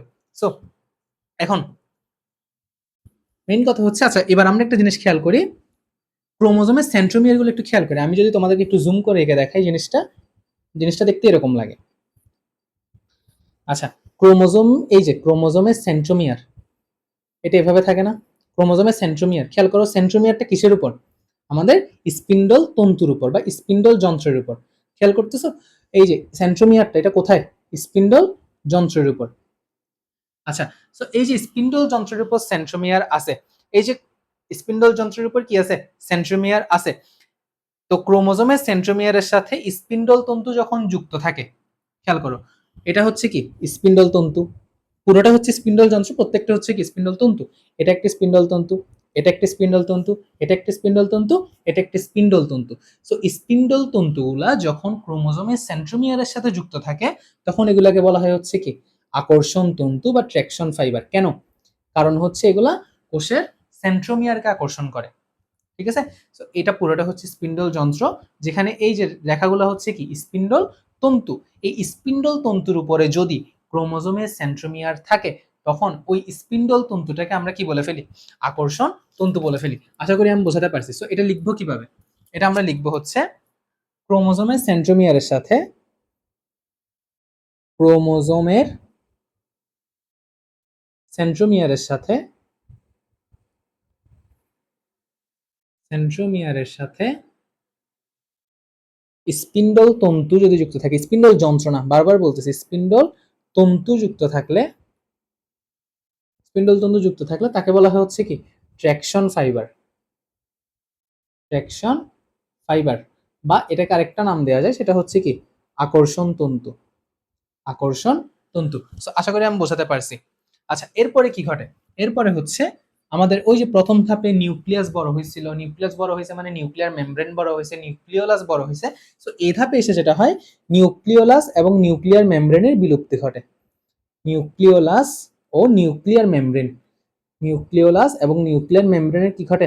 আস্তে আস্তে বিলুপ্তি ঘটা শুরু হয়। বিলুপ্তি হয়ে যায় না, আমি আবার বলছি বিলুপ্তি হয়ে যায় না, কি হয়? বিলুপ্তি ঘটা অ্যাকচুয়ালি শুরু হয়। ঠিক আছে? আচ্ছা, এখন কথা হচ্ছে আমরা এই যে স্পিন্ডল তন্তু করতেছি, স্পিন্ডল তন্তু বলতেছি না, এই যে স্পিন্ডল তন্তুগুলো হচ্ছে কি স্পিন্ডল তন্তু নিয়ে আমরা যদি একটু পড়ালেখা করতে চাই, স্পিন্ডল তন্তুগুলো প্রথমে বলবো কোষ কঙ্কালের মাইক্রোটিউবিউল দিয়ে তৈরি। কোষ কঙ্কাল আমরা কোন চ্যাপ্টারে পড়ছি? দ্বিতীয় চ্যাপ্টারে। ঠিক আছে? কোষ কঙ্কাল ছিল, মাইক্রোটিউবিউলও ছিল। সো স্পিন্ডল তন্তু কি দিয়ে তৈরি? কোষ কঙ্কালের মাইক্রোটিউবিউল দিয়ে তৈরি। কোষ কঙ্কালের মাইক্রোটিউবিউল দিয়ে তৈরি। ঠিক আছে, স্পিন্ডল তন্তু কি দিয়ে তৈরি? কোষ কঙ্কালের মাইক্রোটিউবিউল দিয়ে তৈরি। এবং স্পিন্ডল যন্ত্রের তন্তুগুলা কি হয়, এই যে এটা পুরোটা স্পিন্ডল যন্ত্র, স্পিন্ডল যন্ত্রের যে তন্তুগুলা এক মেরু থেকে আরেক মেরু পর্যন্ত বিস্তৃত। অর্থাৎ খেয়াল করো, এটা পুরোটা একটি স্পিন্ডল যন্ত্র, এই যে তন্তুগুলা এক মেরু থেকে আরেক মেরু পর্যন্ত আসতেছে, এই যে এক মেরু থেকে কোথায় আসতেছে, আরেক মেরু পর্যন্ত যাচ্ছে, এগুলাকে অ্যাকচুয়ালি কি বলা হয়? স্পিন্ডল তন্তু বলা হয়। ঠিক আছে, তাহলে স্পিন্ডল যন্ত্রের যে তন্তুগুলা, স্পিন্ডল যন্ত্রের যে তন্তু, যন্ত্রের, আমি এখান থেকে যন্ত্রের লিখতেছি, যন্ত্রের যে তন্তু মেরুব্যাপী বিস্তৃত অথবা এক মেরু হতে অপর মেরু পর্যন্ত বিস্তৃত, মেরুব্যাপী বিস্তৃত, তাদেরকে কি বলা হয়? স্পিন্ডল তন্তু বলা হয়। তাদেরকে কি বলা হয়? স্পিন্ডল তন্তু বলা হয়। সো এটা হচ্ছে আমাদের উদ্ভিদ পার্ট, এটা হচ্ছে কি আমাদের উদ্ভিদ পার্ট। তাহলে আমরা প্রোমেটাফেজ ধাপে অ্যাকচুয়ালি কি দেখি? তো উদ্ভিদ কোষে তন্তুময় প্রোটিন দিয়ে স্পিন্ডল যন্ত্র তৈরি হয়, যে স্পিন্ডল যন্ত্রের দুই মেরুর মধ্যবর্তী স্থানকে বিষুব অঞ্চল বলে। ঠিক আছে, বিষুব অঞ্চল বলে। এরপরে এরপরে আসি, স্পিন্ডল যন্ত্রের মধ্যে কোষ কঙ্কালের মাইক্রোটিউবিউল দিয়ে তৈরি, স্পিন্ডল যন্ত্রের মধ্যে কোষ কঙ্কালের মাইক্রোটিউবিউল দিয়ে তৈরি যে তন্তুগুলা স্পিন্ডল যন্ত্রের এক মেরু হতে অপর মেরু পর্যন্ত বিস্তৃত, তাদেরকে স্পিন্ডল তন্তু বলে। স্পিন্ডল তন্তু কাকে বলে তাইলে? কোষ কঙ্কালের মাইক্রোটিউবিউল দিয়ে তৈরি স্পিন্ডল যন্ত্রের যে তন্তুগুলো এক মেরু হতে অপর মেরু পর্যন্ত বিস্তৃত, তাদেরকে আমরা বলি স্পিন্ডল তন্তু। এখন স্পিন্ডল তন্তুগুলো যদি কিসের সাথে মিক্স থাকে বা কিসের উপর থাকে? স্পিন্ডল তন্তুগুলো যদি ক্রোমোজোমের সেন্ট্রোমিয়ারের সাথে যুক্ত থাকে, স্পিন্ডল তন্তুগুলো যদি ক্রোমোজোমের সেন্ট্রোমিয়ারের সাথে যুক্ত থাকে, তখন সেগুলোকে আমরা বলি কি?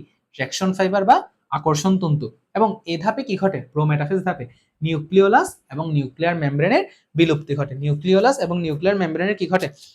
বিলুপ্তি ঘটে। আচ্ছা, এখন আমরা পড়বো প্রাণী কোষেরটা। উদ্ভিদ কোষ শেষ, প্রোমেটাফেজের উদ্ভিদ কোষ শেষ।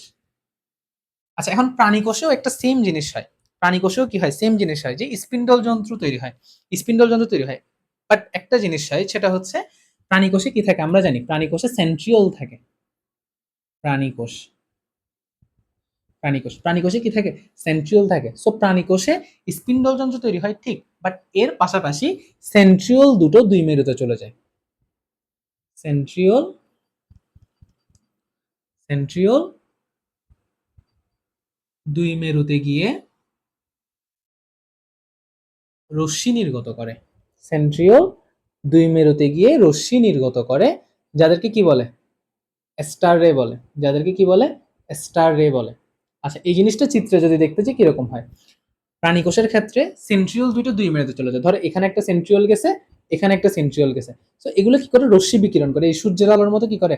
রশ্মি বিকিরণ করে, সূর্যের আলোর মতো কি করে? রশ্মি বিকিরণ করে। এই যে সূর্যের আলোর মতো রশ্মি বিকিরণ করতেছে, এগুলোকে অ্যাকচুয়ালি কি বলা হয়? স্টার রে বলা হয়। আশা করি আমি ক্লিয়ার। ঠিক আছে, তাহলে প্রোমেটাফেজ ধাপে কি হয় উদ্ভিদের ক্ষেত্রে? প্রথমত তন্তুময় প্রোটিন দিয়ে স্পিন্ডল যন্ত্র তৈরি হয়, এবং স্পিন্ডল যন্ত্র দুই মেরুর মধ্যবর্তী স্থানকে কি বলে? বিষুবীয় অঞ্চল বলে। এরপর স্পিন্ডল তন্তু কাকে বলে? স্পিন্ডল যন্ত্রে কোষ কঙ্কালের মাইক্রোটিউবিয়াল দিয়ে তৈরি যে তন্তুগুলো এক মেরু হতে অপর মেরু পর্যন্ত বিস্তৃত, তাদেরকে স্পিন্ডল তন্তু বলে। এরপর স্পিন্ডল তন্তুগুলো যদি ক্রোমোজোমের সেন্ট্রোমিয়ারের সাথে যুক্ত থাকে, তখন সেগুলোকে আমরা বলি ট্র্যাকশন ফাইবার বা হচ্ছে কি? আকর্ষণ তন্তু। তারপরে কি ঘটে? নিউক্লিওলাস এবং নিউক্লিয়ার মেমব্রেনের বিলুপ্তি ঘটে। তারপর প্রাণী কোষে কি হয়? স্পিন্ডল যন্ত্র তৈরি হয়। ঠিক আছে, এর পাশাপাশি সেন্ট্রিওল দুইটা দুই মেরুতে চলে যায় এবং স্টার রে তৈরি করে, এবং কি তৈরি করে? স্টার রে তৈরি করে। আশা করি আমি আজকে প্রোমেটাফেজ ক্লিয়ার। ঠিক আছে, এবার আসি মেটাফেজ। মেটাফেজ ধাপটা খুবই ছোট, বাট সব থেকে ইম্পর্টেন্ট।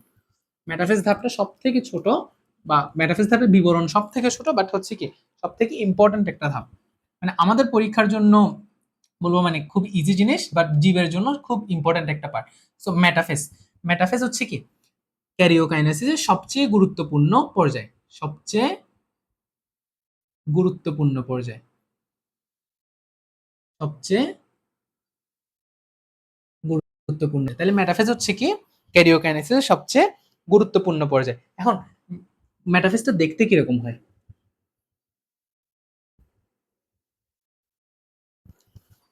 মেটাফেজটা দেখতে হয় অনেকটা এরকম, বাট ক্রোমোজোম গুলো একটু মোটা করে দিতে হবে আমাদের থেকে। ক্রোমোজোম গুলো কিভাবে দিতে হবে?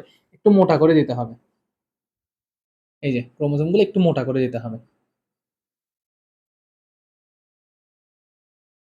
আচ্ছা, তাহলে মেটাফেজ ধাপ হচ্ছে কি ক্যারিওকাইনেসিসের সবচেয়ে গুরুত্বপূর্ণ ধাপ, এবং মেটাফেজ ধাপে কি হয়, ক্রোমোজোম সবচেয়ে মোটা ও খাটো হয়। ক্রোমোজোম সবচেয়ে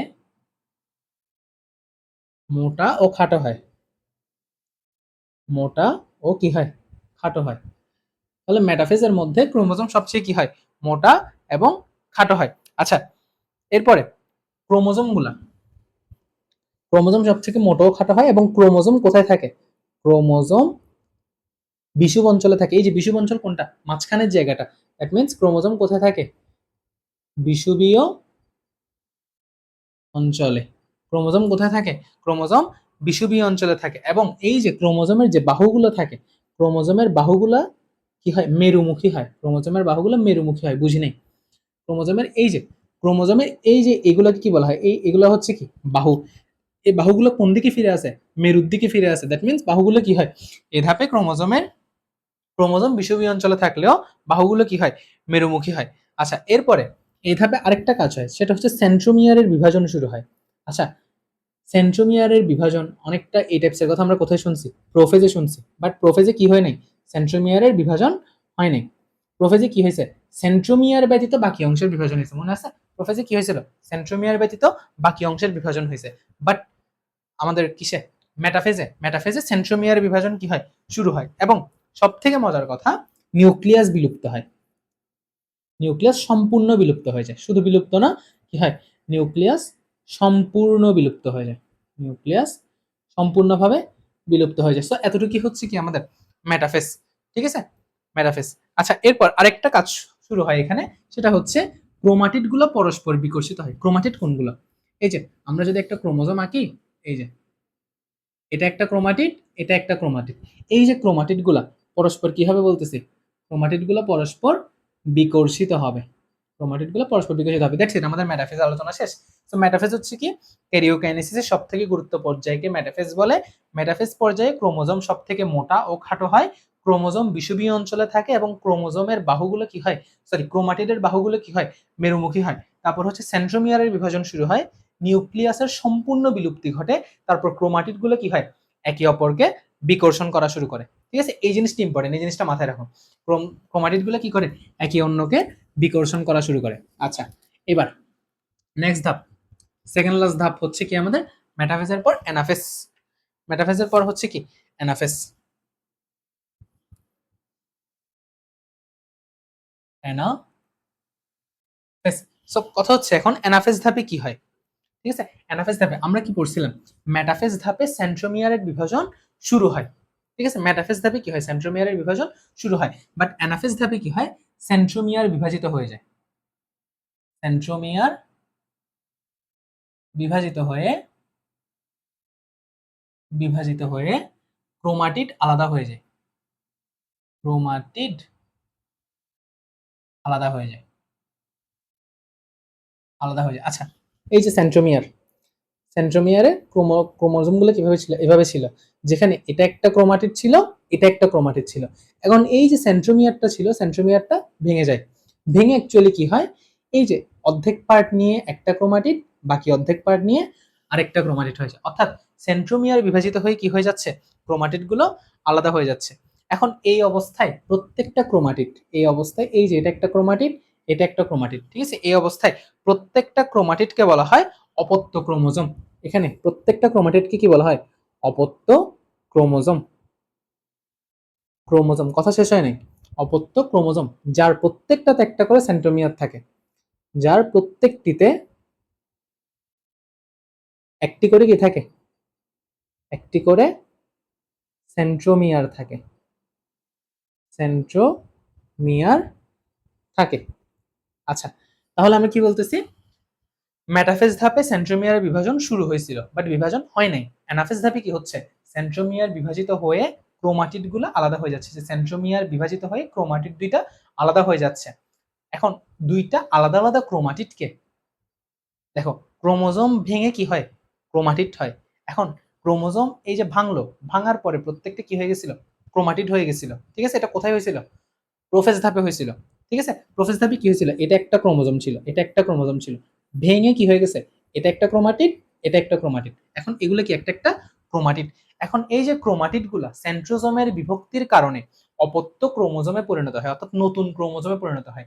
এটা হচ্ছে মাতৃক্রোমোজোম, এগুলো হচ্ছে কি অপত্য ক্রোমোজোম। এখন তো অপত্য ক্রোমোজোমে পরিণত হয়, যার প্রত্যেকটাতে একটা করে কি থাকে, সেন্ট্রোমিয়ার থাকে, যার প্রত্যেকটাতে একটা করে সেন্ট্রোমিয়ার থাকে। এখন এই যে অপত্য ক্রোমোজোম, এগুলোর অপত্য ক্রোমোজোম যেগুলো থাকে এগুলোর মেরুমুখী চলন হয়।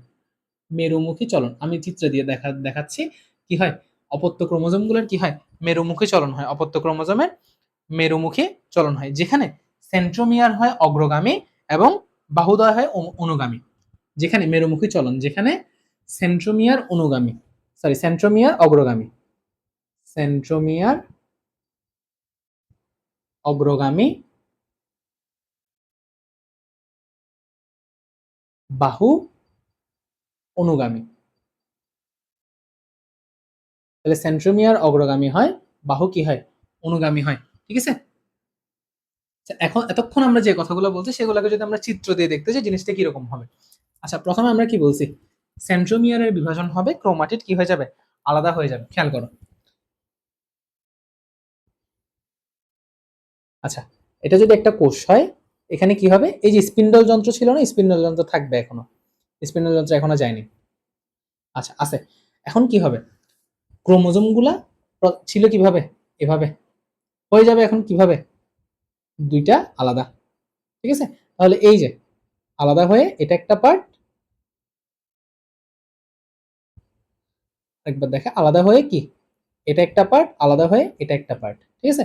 আলাদা হয়ে এটা একটা পার্ট, আলাদা হয়ে এটা একটা পার্ট, আলাদা হয়ে এটা একটা পার্ট, দেন হচ্ছে কি, দেন হচ্ছে এদিকে একটা পার্ট, দেন আলাদা হয়ে এদিকে একটা পার্ট, দেন আলাদা হয়ে এদিকে একটা পার্ট। সো আমরা যেটা বলতেছিলাম, সেন্ট্রোমিয়ার বিভাজিত হয়েছে, ক্রোমাটিড গুলো কি হয়ে গেছে, আলাদা হয়ে গেছে। খেয়াল করো। এখন প্রত্যেকটাকে আমরা কি বলতেছি, অপত্য ক্রোমোজোম। এই যে এটা এটা এটা এটা প্রত্যেকটা কি, এটা এটা এটা এটা প্রত্যেকটা হচ্ছে কি অপত্য ক্রোমোজোম। এখন এই যে অপত্য ক্রোমোজোম গুলো প্রত্যেকটাতে একটা করে কি আছে, সেন্ট্রোমিয়ার আছে। অপত্য ক্রোমোজোম, এই যে ক্রোমোজোম গুলোকে যদি আমি একটু জুম করি, অপত্য ক্রোমোজোম গুলোর প্রত্যেকটাতে একটা করে কি আছে, সেন্ট্রোমিয়ার আছে। ঠিক আছে। প্রত্যেকটাতে একটা করে কি আছে, সেন্ট্রোমিয়ার আছে। এখন এখন এই যে অপত্য ক্রোমোজোম গুলা, এগুলোর অ্যাকচুয়ালি মেরুমুখী চলন হয়। মেরুমুখী চলন বলতে কি, এটা একটু এক্সপ্লেন করে যদি বলতে যাই, অপত্য ক্রোমোজোমে মেরুমুখী চলন হয়। মেরুমুখী চলন বলতে জিনিসটা হচ্ছে এরকম, এই যে ক্রোমোজোম গুলো আমাদের কোথায় ছিল, ক্রোমোজোম গুলো ছিল কোথায়, বিষুব অঞ্চলে। ক্রোমোজোম গুলো ছিল কোথায়, বিষুব অঞ্চলে। এগুলো আস্তে আস্তে কোন দিকে যাওয়া শুরু করে জানো, মেরুর দিকে যাওয়া শুরু করে। এই যে মেরু এদিকে না, এই যে এটা হচ্ছে মেরু, এটা হচ্ছে মেরু, মেরুর দিকে যাওয়া শুরু করে কিভাবে, এই যে এই, ঠিক আছে, মেরুর দিকে যাওয়া শুরু হয়, এই যে সেম ভাবে। এগুলো আস্তে আস্তে কোন দিকে যাওয়া শুরু করে, মেরুর দিকে যাওয়া শুরু করে। So, আমি কি বলছি, মেরুমুখী চলন ঘটে, ক্রোমাটিড গুলোর মেরুমুখী চলন ঘটে, যেখানে সেন্ট্রোমিয়ার অগ্রগামী হয়, বাহু অনুগামী হয়। এখন কথা হচ্ছে অগ্রগামী কি, অনুগামী কি। অগ্রগামী হচ্ছে যে আগে যায়, অনুগামী হচ্ছে কি যে পরে যায়। এখানে খেয়াল করো, এই যে ক্রোমোজোম গুলা, এই যে ক্রোমোজোম গুলো কোন দিকে যাচ্ছে, ক্রোমোজোম গুলো মেরুর দিকে যাচ্ছে। মেরুর দিকে যে যাচ্ছে, মেরুর দিকে যাওয়ার সময় কি হচ্ছে, সেন্ট্রোমিয়ার গুলা আগে যাচ্ছে। খেয়াল করো, এই যে এটা হচ্ছে সেন্ট্রোমিয়ার, এটা সেন্ট্রোমিয়ার, এটা সেন্ট্রোমিয়ার, এটা সেন্ট্রোমিয়ার, এটা আগে যাচ্ছে, বাহুগুলা কোন দিকে যাচ্ছে, পিছনে পিছনে যাচ্ছে। দ্যাট মিন সেন্ট্রোমিয়ার অগ্রগামী, বাহু অনুগামী। আবার এদিকে খেয়াল করো, সেন্ট্রোমিয়ার আগে যাচ্ছে, সেন্ট্রোমিয়ার আগে যাচ্ছে, সেন্ট্রোমিয়ার আগে যাচ্ছে, সেন্ট্রোমিয়ার আগে যাচ্ছে, এবং বাহুগুলা কিভাবে যাচ্ছে, পিছনে পিছনে যাচ্ছে। সো দ্যাটস ওয়াই অ্যানাফেজ ধাপে সেন্ট্রোমিয়ারের অগ্রগামী এবং বাহুদ্বয়ের অনুগামী চলন ঘটে। সো আশা করি অ্যানাফেজ ক্লিয়ার। তো অ্যানাফেজ ধাপে অ্যাকচুয়ালি কি হয় বললাম, সেন্ট্রোমিয়ার বিভাজিত হয়ে ক্রোমাটিড আলাদা হয়। ক্রোমাটিড আলাদা হয়ে প্রত্যেকটা একটা একটা অপত্য ক্রোমোজোম সৃষ্টি করে, যার প্রত্যেকটাতে একটা করে সেন্ট্রোমিয়ার থাকে। অপত্য ক্রোমোজোম গুলোর মেরুমুখী চলন ঘটে, যেখানে সেন্ট্রোমিয়ার অগ্রগামী হয়, বাহুদ্বয় অনুগামী হয়। আচ্ছা, এখন খেয়াল করো তো, এই যে এই জিনিসগুলাকে, এই যে ক্রোমোজোম গুলাকে কিসের মতো লাগতেছে দেখতে আপাতত, কি লাগতেছে, এগুলো অ্যাকচুয়ালি এই যে মেরুর দিকে যে যাত্রা শুরু করে, মাঝে মধ্যে ভি এর মতো যায়, মাঝে মধ্যে এল এর মতো যায়, মাঝে মধ্যে জে এর মতো যায়। ঠিক আছে। মাঝে মধ্যে জে এর মতো যায়, মাঝে মধ্যে কিসের মতো যায়, আই এর মতো যায়। ঠিক আছে। মাঝে মধ্যে ভি এর মতো যায়, মাঝে মধ্যে এল এর মতো, মাঝে মধ্যে জে এর মতো, মাঝে মধ্যে আই এর মতো। এখন যদি ক্রোমোজোম গুলা মেরুর দিকে ভি এর মতো যায়, তখন আমরা সেটাকে বলি মেটাসেন্ট্রিক। ভি এর মতো গেলে আমরা সেটাকে কি বলি, মেটাসেন্ট্রিক বলি। তারপরে যদি এল এর মতো যায়, সেটাকে আমরা বলি সাবমেটাসেন্ট্রিক। তারপরে জে এর মতো যদি যায় তখন সেটাকে আমরা বলি অ্যাক্রোসেন্ট্রিক। দেন যদি আই এর মতো যায় সেটাকে আমরা বলি কি, ট্যালোসেন্ট্রিক। সো এতটুকুই হচ্ছে কি আমাদের অ্যানাফেজ ধাপ। অ্যানাফেজ ধাপে কি ঘটে, সেন্ট্রোমিয়ার বিভাজিত হয়ে ক্রোমাটিড আলাদা হয়, যেখানে প্রত্যেকটা ক্রোমাটিড একটা একটা অপত্য ক্রোমোজোমে পরিণত হয়, যার প্রত্যেকটাতে একটা করে সেন্ট্রোমিয়ার থাকে, যেখানে অপত্য ক্রোমোজোমগুলোর মেরুমুখী চলন ঘটে, সেন্ট্রোমিয়ার অগ্রগামী হয়, বাহুদ্বয় অনুগামী হয়। এরপর ক্রোমোজোমগুলো যে মেরুর দিকে চলে, যদি ভি এর মতো যায় তাহলে মেটাসেন্ট্রিক, এল এর মতো গেলে সাবমেটাসেন্ট্রিক, জে এর মতো গেলে অ্যাক্রোসেন্ট্রিক, আই এর মতো গেলে ট্যালোসেন্ট্রিক। আশা করি আমি ক্লিয়ার করতে পারছি। এরপর আরেকটা ছোট কাজ হয়, দ্যাট ইজ ক্রোমোজোমের দৈর্ঘ্য বৃদ্ধি হয়। ক্রোমোজোমের দৈর্ঘ্য বৃদ্ধি হয়, ক্রোমোজোমের কি হয়, দৈর্ঘ্য বৃদ্ধি হয়। এতটুকুই হচ্ছে কি আমাদের অ্যানাফেজ ধাপ। ঠিক আছে, এতটুকুই হচ্ছে আমাদের অ্যানাফেজ ধাপ, এখানে আর কোনো কিছু নেই। আচ্ছা এবার আসবো হচ্ছে আমরা টেলোফেজ ধাপে। তো টেলোফেজ হচ্ছে কি, জানা কথা, টেলোফেজ হচ্ছে কি সবার শেষ পর্যায়ে। টেলোফেজ হচ্ছে শেষ পর্যায়ে, ক্যারিওকাইনেসিসের শেষ পর্যায়ে। আবার মাইটোসিসের শেষ পর্যায়ে না, যদি জিজ্ঞেস করে মাইটোসিসের শেষ পর্যায়ে তাইলে হবে কি ক্যারিওকাইনেসিস প্রথমে, সাইটোকাইনেসিস শেষে। যদি মাইটোসিসের প্রথম পর্যায়ে জিজ্ঞেস করে সেটা হবে কি সাইটোকাইনেসিস। যদি বলে ক্যারিওকাইনেসিসের শেষ পর্যায়ে, মাইটোসিসের শেষ পর্যায়ে হলে সেটা হচ্ছে কি সাইটোকাইনেসিস, ক্যারিওকাইনেসিসের শেষ পর্যায়ে হলে সেটা হচ্ছে কি টেলোফেজ। আশা করি আমি বোঝাতে পারছি। আচ্ছা এখন টেলোফেজ ধাপ হচ্ছে কি প্রোফেজের উল্টা, প্রোফেজের উল্টা। ঠিক আছে, এটাকে আমরা 1/প্রোফেজে বলতে পারি। ঠিক আছে, প্রোফেজের উল্টা এভাবে না, আমরা কিভাবে বলবো প্রোফেজের উল্টা কাজ ঘটে। তাহলে প্রোফেজে কি ঘটছিল চিন্তা করি, প্রোফেজে পানি বিয়োজন ঘটছিল, তাহলে এখানে কি ঘটবে, পানি যোজন ঘটবে। ঠিক আছে, তাহলে প্রোফেজে কি ঘটছিল, পানির বিয়োজন ঘটছিল, এই ধাপে কি ঘটবে, পানির যোজন ঘটবে। এবং ক্রোমোজোম গুলা ওইখানে কি হয়েছিল, খাটো মোটা। এখানে ক্রোমোজোম কি হবে, এখানে ক্রোমোজোম খাটো ছিল, তার মানে এখানে হবে কি খাটো, তাইলে হচ্ছে কি সরি খাটো মোটা ছিল, তাহলে খাটোর উল্টা কি লম্বা, মোটার উল্টা কি সরু। তাহলে কি প্রোফেজের উল্টা, দ্যাট মিন্স প্রোফেজ মনে রাখলে তোমার টেলোফেজ মনে রাখা একদম ইজি। তাহলে প্রোফেজ ছিল প্রথম পর্যায়ে, টেলোফেজ শেষ পর্যায়ে। প্রোফেজে পানি বিয়োজন ঘটে, টেলোফেজে পানির যোজন ঘটে। প্রোফেজে ক্রোমোজোম মোটা খাটো হয়, টেলোফেজে ক্রোমোজোম লম্বার কি ঘটে সরু ঘটে। এখন প্রোফেজে আস্তে আস্তে কি ঘটছিল, নিউক্লিয়াস বিলুপ্ত হওয়া শুরু করছিল। টেলোফেজে কি হবে, নিউক্লিয়াস ফিরে আসবে, নিউক্লিয়াস কি হবে ফিরে আসবে, নিউক্লিয়াস ফিরে আসে। ঠিক আছে, নিউক্লিয়াস ফিরে আসে। এরপর এরপর যেটা হয়, এরপর হচ্ছে দুই মেরুতে দুটো নিউক্লিয়াস উৎপন্ন হয়, দুই মেরুতে দুইটা। ঠিক আছে, নিউক্লিয়াস কয়টা গেছিল, একটা গেছিল, এখন কয়টা হয়ে গেছে, দুইটা হয়ে গেছে। কিভাবে দুইটা হয়েছে খেয়াল করো তো, লাস্টের ধাপে অ্যানাফেজে আমাদের কি হয়েছিল, ক্রোমোজোম গুলা অর্ধেক এ মেরুর দিকে গেছিল, অর্ধেক এ মেরুর দিকে গেছিল। ঠিক আছে, অর্ধেক এ মেরুর দিকে গেছিল। তাহলে এই যে অপত্য ক্রোমোজোম গুলা এটাকে নিয়ে একটা নিউক্লিয়াস গঠিত হয়ে যায়, আর এটাকে নিয়ে একটা নিউক্লিয়াস গঠিত হয়ে যায়। আশা করি বোঝাতে পারছি। মেরুর দিকে যে ক্রোমোজোম গুলো চলা শুরু করছিল, মেরুর উপরের দিকে যে ক্রোমোজোম গুলা গেছে, এগুলা নিউক্লিয়ার মেমব্রেনের ভিতর আবদ্ধ হয়ে যায়, এবং এটা একটা আলাদা নিউক্লিয়াস হয়ে যায়। এবং নিচের দিকেও সেম ভাবে নিউক্লিয়ার মেমব্রেন দিয়ে ক্রোমোজোম গুলো আলাদা হয়ে যায়, এবং এটাও একটা কি হয়ে যায়, আলাদা নিউক্লিয়াস হয়ে যায়। ঠিক আছে, তার মানে কি হচ্ছে, দুই মেরুতে দুইটা নিউক্লিয়াস উৎপন্ন হয়। আচ্ছা, তার মানে মেমব্রেন সৃষ্টি হয়, কি মেমব্রেন, নিউক্লিয়ার মেমব্রেন মানে হচ্ছে কি নিউক্লিয়াসের আবরণ। মেমব্রেন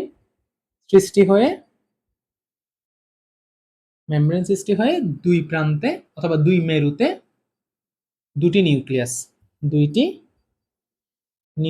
উৎপন্ন হয়, দুই মেরুতে দুইটি কি উৎপন্ন হয়, দুই মেরুতে দুটি নিউক্লিয়াস উৎপন্ন হয়। এরপর স্পিন্ডল যন্ত্রের বিলুপ্তি ঘটে, স্পিন্ডল যন্ত্রের কি ঘটে, বিলুপ্তি ঘটে।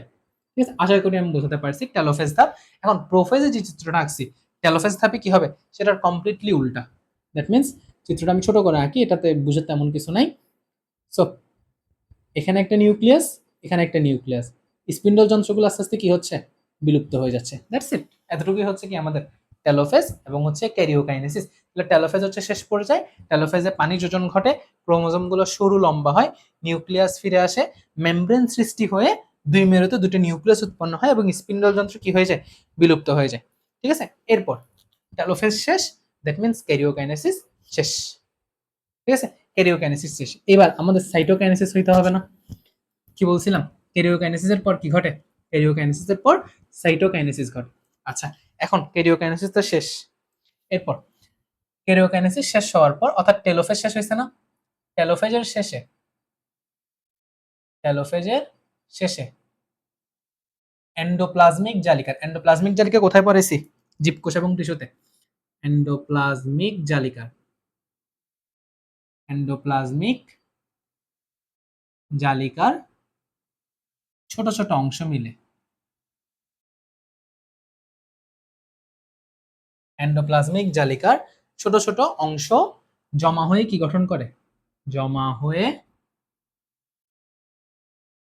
কোষ প্লেট গঠন করে, কোষ প্লেট গঠন করে। এন্ডোপ্লাজমিক জালিকার ক্ষুদ্র ক্ষুদ্র অংশগুলো টেলোফেজের শেষে কি হয়? জমা হয়ে কোষ প্লেট গঠন করে এবং সাইটোপ্লাজমের বিভাজন ঘটে। কিরকম? তাহলে টেলোফেজ ধাপে আমাদের এটা কিরকম ছিল দেখতে? টেলোফেজ ধাপটা দেখতে ছিল হচ্ছে এরকম, যে দুই প্রান্তে দুইটা নিউক্লিয়াস আছে, দুই প্রান্তে দুইটা নিউক্লিয়াস আছে। এখন এই যে পুরোটা জুড়েতে আমাদের কি ছিল? সাইটোপ্লাজম ছিল। সাইটোপ্লাজমের বিভাজনটা হওয়া দরকার না? সাইটোপ্লাজমের যেহেতু বিভাজনটা হওয়া দরকার, এখানে এন্ডোপ্লাজমিক জালিকার ক্ষুদ্র ক্ষুদ্র অংশগুলো আসে এবং এখানে একটা কি বানায় ফেলে? প্লেট বানায় ফেলে। প্লেট বানায় দুইটাকে কি করে ফেলে? বিভক্ত করে ফেলে এবং সাইটোপ্লাজম কি হয়ে যায়? বিভক্ত হয়ে যায়, যার ফলে সাইটোপ্লাজমীয় অঙ্গাণুগুলোর সম বন্টন ঘটে। ঠিক আছে? আর প্রাণীর ক্ষেত্রে কি হয়? এটা হয় হচ্ছে কিসের ক্ষেত্রে? উদ্ভিদের ক্ষেত্রে। এটা হয় কিসের ক্ষেত্রে? উদ্ভিদের ক্ষেত্রে। বাট প্রাণীর ক্ষেত্রে কি হয়? ওই যে প্রাণীর ক্ষেত্রে যেটা হয়, স্পিন্ডল যন্ত্র ছিল না আমাদের? স্পিন্ডল যন্ত্রগুলো কি হয়? ওই যে বিলুপ্ত হয়ে যায়। স্পিন্ডল যন্ত্র বিষুবীয় অঞ্চলে ঢুকে, বিষুবীয় অঞ্চলে ঢুকে গর্তের মতো সৃষ্টি করে। স্পিন্ডল যন্ত্র বিষুবীয় অঞ্চলে ঢুকে গর্তের মতো কি করে? গর্তের মতো সৃষ্টি করে। ঠিক আছে? সো উদ্ভিদের ক্ষেত্রে টেলোফেজের শেষে এন্ডোপ্লাজমিক জালিকার ছোট ছোট অংশ জমা হয়ে কোষ প্লেট গঠন করে এবং প্রাণীর মধ্যে স্পিন্ডল যন্ত্রগুলো বিষুবীয় অঞ্চলে ঢুকে গর্তের মতো সৃষ্টি করে। ঠিক আছে? এবং গর্তের মতো সৃষ্টি করে কি হয়? কোষটা দুই ভাগ হয়ে যায়। মিনস অনেকটা এরকম, এই যে স্পিন্ডল যন্ত্রগুলো কি হয়ে যায়? এভাবে আস্তে আস্তে চাপায় যায়, এভাবে আস্তে আস্তে কি হয়ে যায়? চাপায় যায়। নিউক্লিয়াসটা আছে, চাপায় গিয়ে দুইটা নতুন কোষ হিসেবে জীবনের সূচনা করে। আশা করি আমি বোঝাতে পারছি, আশা করি আমি বোঝাতে পারছি। ঠিক আছে? এবার সব থেকে ইম্পর্টেন্ট জিনিস, সব থেকে ইম্পর্টেন্ট জিনিস সেটা হচ্ছে কি মাইটোসিসের গুরুত্ব।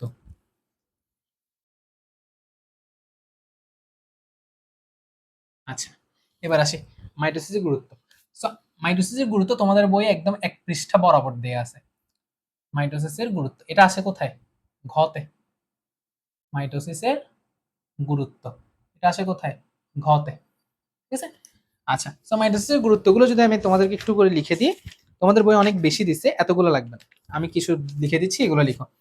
আচ্ছা, মাইটোসিসের মধ্যে কি হয়? মাইটোসিসের গুরুত্ব হচ্ছে প্রথমত বহুকোষী জীবের দৈহিক বৃদ্ধি ঘটে। বহুকোষী জীবের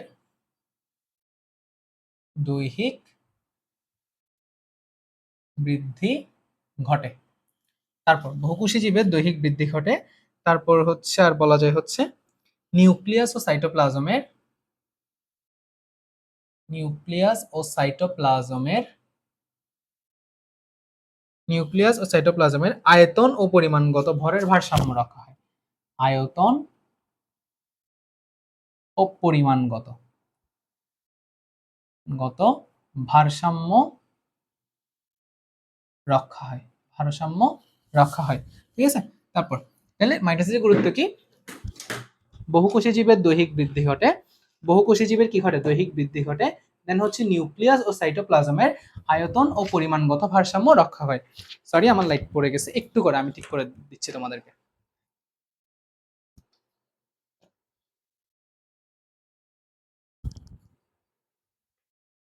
আচ্ছা আচ্ছা, সো আসি, কি বলতেছিলাম? মাইটোসিসের গুরুত্ব, বহুকোষী জীবের দৈহিক বৃদ্ধি ঘটে, নিউক্লিয়াস ও সাইটোপ্লাজমের আয়তন এবং পরিমাণগত কি হয়? ভারসাম্য রক্ষা পায়। আচ্ছা, এরপরে আর কোনটা লাগতে পারে? বংশবৃদ্ধি, দৈহিক বৃদ্ধি ঘটে, দেন হচ্ছে কি বংশবৃদ্ধি ঘটে, এই জিনিসটা অ্যাড করে দাও। বংশবৃদ্ধি ঘটে, তারপর হচ্ছে কি? তারপরে হচ্ছে অঙ্গজ প্রজনন সাধিত হয়। অঙ্গজ প্রজনন, অঙ্গজ প্রজনন সাধিত হয়। তারপর হচ্ছে কি জনন কোষের সংখ্যা বৃদ্ধি হয়, জনন কোষের সংখ্যা বৃদ্ধি হয়, জনন কোষের কি হয় সংখ্যা বৃদ্ধি হয়। তারপরে হচ্ছে ক্ষতস্থান পূরণ হয়, ক্ষতস্থান পূরণ হয়। আচ্ছা, এরপরে জীবজগতের গুণগত বৈশিষ্ট্যের, জীবজগতের গুণগত বৈশিষ্ট্যের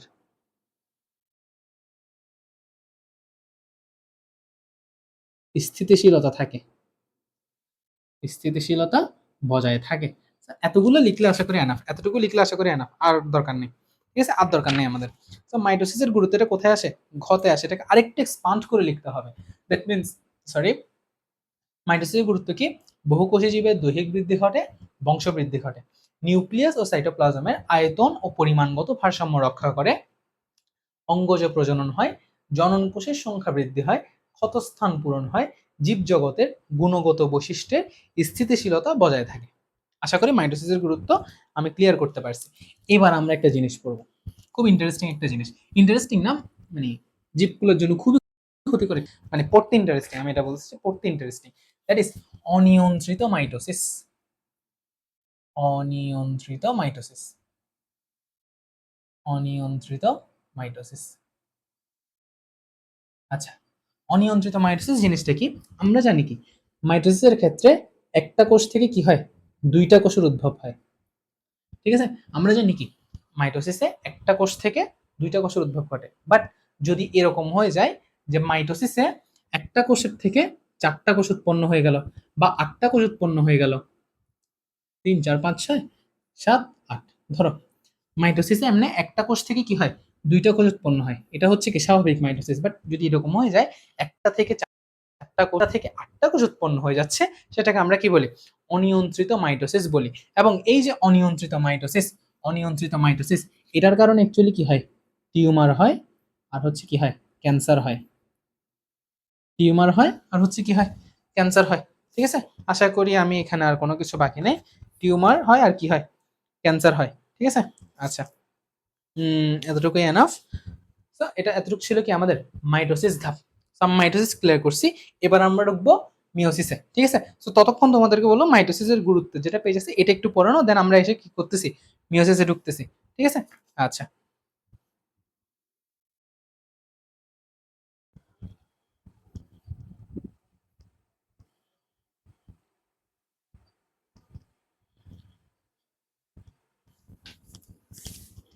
আচ্ছা আচ্ছা, আশা করি তোমাদের পড়া শেষ।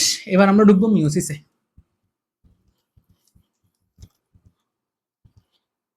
আচ্ছা, মিওসিস আমরা কি বলছিলাম, মিওসিসে কি হয়,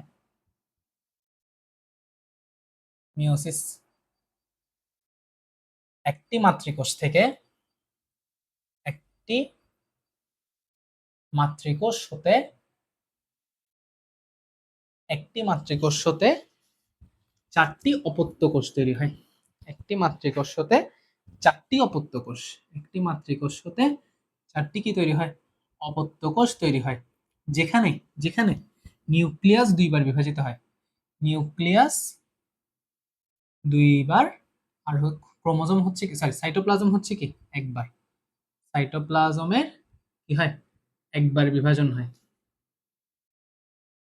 একবার বিভাজন হয়। সো মিওসিস কি, একটি মাতৃকোষ থেকে যখন চারটা অপত্য কোষ তৈরি হবে তখন সেটাকে আমরা বলবো মিওসিস, যেখানে নিউক্লিয়াসের দুইবার বিভাজন হবে এবং সাইটোপ্লাজমের একবার বিভাজন হবে।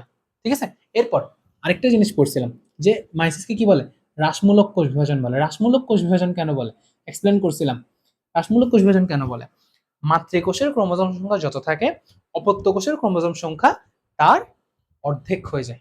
ঠিক আছে, এটা হচ্ছে কি আমাদের মাইসিস আরেকটা বৈশিষ্ট্য, মাতৃকোষের না অপত্য কোষের ক্রোমোজোম সংখ্যা, অপত্য কোষের ক্রোমোজোম সংখ্যা, অপত্য কোষের ক্রোমোজোম সংখ্যা মাতৃকোষের অর্ধেক হয়। দ্যাটস ইট, মাতৃকোষের কি হয়, অর্ধেক হয়।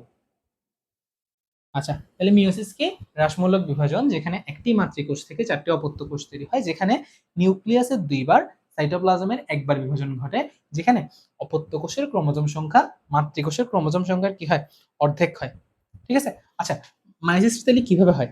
মাইসিসটা হয় হচ্ছে প্রথমে যদি একটা 2n কোষ থাকে, অর্থাৎ 2n মানে হচ্ছে কি ডিপ্লয়েড কোষ। আমরা জানি কি মাইসিস শুধুমাত্র কার মধ্যে হয়, ডিপ্লয়েড কোষে হয়। ঠিক আছে। সো 2n থেকে প্রথমে কি উৎপন্ন হয়, দুইটা হ্যাপ্লয়েড কোষ উৎপন্ন হয়। দুইটা কি হয়, হ্যাপ্লয়েড কোষ উৎপন্ন হয়, এবং এগুলোর থেকে প্রত্যেকটা থেকে একটা করে কি হয়, অপত্য কোষ তৈরি হয়। তো আলটিমেটলি এখানে কি হচ্ছে, চারটা অপত্য কোষ সৃষ্টি হচ্ছে। টোটাল টোটাল কি হচ্ছে, চারটা অপত্য কোষ সৃষ্টি হয়। আচ্ছা,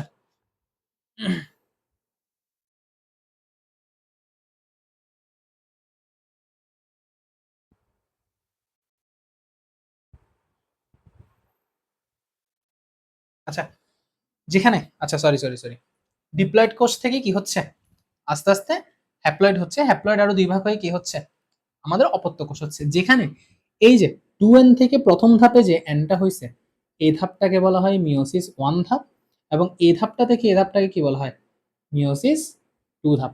দ্যাটস ইট, এতটুকুই হচ্ছে আমাদের আলোচনার বিষয়। সো এবার আসি, মিওসিস কেন হয়? মাইটোসিস দিয়ে কি দুনিয়া চলতে পারতো না? মাইটোসিস দিয়ে কি দুনিয়া চলতে পারতো না? কেন মিওসিস হয়? আচ্ছা এবার আসি, মিওসিস কেন হয়, এটা কোথায় আসবে, এটা কোথায় আসবে, এটা আসবে হচ্ছে খতে আসবে। মিওসিস কেন হয়, মিওসিস কেন হয়? আচ্ছা এই জিনিসটা আমি খুব ডিটেলসে লিখবো না, আমি মুখে বলে দিচ্ছি, চিন্তা করো না। আচ্ছা, মাইটোসিসে কি হয়, চিন্তা করো। মাইটোসিসে একটা কোষ থেকে দুইটা কোষ উৎপন্ন হয়। এটা হচ্ছে কি আমাদের প্রথমত মাইটোসিস। মাইটোসিস মাইটোসিসে কি হয়, একটা কোষ থেকে দুইটা কোষ উৎপন্ন হয়, যেখানে ক্রোমোজোম সংখ্যা মাতৃকোষের ক্রোমোজোম সংখ্যার কি থাকে, সমান থাকে। অর্থাৎ ডিপ্লয়েড থেকে কি উৎপন্ন হবে, শুধু ডিপ্লয়েড উৎপন্ন হবে। ঠিক আছে। আচ্ছা এবার মিওসিসটা কেন হয়, এটা আমরা এক্সপ্লেন করব। মিওসিস, মিওসিস, আচ্ছা মিওসিসের কাজটা কি একবার মনে করো তো। মিওসিসের কাজটা হচ্ছে কি, জনন কোষ সৃষ্টি, জনন কোষ সৃষ্টি। এবং এই যে জনন কোষ তৈরি হয়, এই যে জনন কোষের মধ্যে পুং জনন কোষ এবং স্ত্রী জনন কোষ যখন একসাথে মিলে, অথবা পুং এবং স্ত্রী জনন কোষের যখন মিলন ঘটে, তখন কি হয়, জাইগোট উৎপন্ন হয়। এটা আমরা সবাই জানি। পুং জনন কোষ এবং স্ত্রী জনন কোষের যখন মিলন হয়, তখন সেখানে কি উৎপন্ন হয়, জাইগোট উৎপন্ন হয়। বোঝা গেছে? আচ্ছা এবার মিওসিস কেন হয় এই জিনিসটা আমরা বলি। আচ্ছা ধরো এটা হচ্ছে কি একটা ডিপ্লয়েড কোষ। ধরো এখান থেকে যদি জনন কোষ সৃষ্টি হয়, এখান থেকে জনন কোষ যদি সৃষ্টি হয় কি প্রক্রিয়ায়, ধরো এখানে মাইটোসিস প্রক্রিয়ায় হচ্ছে। আমরা মিওসিসের গুরুত্বটা বুঝতেছি, এই জন্য মাইটোসিস দিয়ে কেন হবে না সেটা এক্সপ্লেন করতেছি। আচ্ছা ধরো এখানে মিওসিস হচ্ছে না, আপাতত মাইটোসিস হচ্ছে।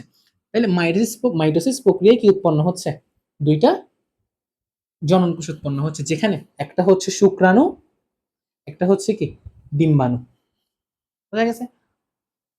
আশা করি আমি ক্লিয়ার। সো এদের মিলনে যখন একটা কি তৈরি হবে, জাইগোট তৈরি হবে, বা এদের মিলনে যখন একটা অপত্য কোষ তৈরি হবে, তখন সেটার ক্রোমোজোম সংখ্যা 4n হয়ে যাবে না? বুঝছে জিনিসটা? মিওসিস কেন হয়? মাইটোসিস হয় কিরকম, মাতৃকোষের ক্রোমোজোম সংখ্যা অপত্য কোষের ক্রোমোজোম সংখ্যা সেম থাকে। সো মিওসিসের বদলে যদি অ্যাকচুয়ালি মাইটোসিস হইতো, মাইটোসিস প্রক্রিয়ায় যদি জনন কোষ সৃষ্টি হইতো, তাহলে কি হইতো, 2n অর্থাৎ মাতৃকোষ থেকে এই যে জনন কোষ উৎপন্ন হচ্ছে, দুইটাই কি হইতো, ডিপ্লয়েড হইতো। শুক্রাণু ডিম্বাণু দুইটাই কি হইতো, ডিপ্লয়েড হইতো। এবং ডিপ্লয়েড দুইটা জনন কোষ যখন মিলিত হয়ে কি উৎপন্ন করতো, জাইগোট উৎপন্ন করতো, বা অপত্য কোষ বা বাচ্চা কোষ উৎপন্ন করতো, তখন বাচ্চা কোষের ক্রোমোজোম সংখ্যা কত হয়ে যেত, 4n হয়ে যেত। দ্যাট মিনস এটা মানব জাতির জন্য খুব বড় একটা চেঞ্জ নিয়ে আসতো। বুঝছো? তো এই কারণে হচ্ছে আমরা কি করি, যখন জনন কোষটি উৎপন্ন হয়, তখন কি প্রক্রিয়া উৎপন্ন হয়, সৃষ্টিকর্তা সব থেকে বড় খেলাটা আমরা এখানেই দেখতে পাই। উনি সব জায়গায় কিন্তু কি করছে, মাইটোসিস কোষ বিভাজন দেখাইছে, বাট একটা জায়গায় উনি কি দেখাই দিছে, মিওসিস কোষ বিভাজন দেখাই দিছে। এখন মিওসিস কোষ বিভাজনে কি হয়, 2n থেকে যখন দুটো জনন কোষ সৃষ্টি হচ্ছে, তখন জনন কোষগুলো কি হয়ে যায়, হ্যাপ্লয়েড হয়ে যায়, অর্থাৎ হ্রাসমূলক বিভাজন ঘটে, ক্রোমোজোম সংখ্যা মাতৃকোষের ক্রোমোজোম সংখ্যা অর্ধেক হয়ে যায়। মনে পড়তেছে?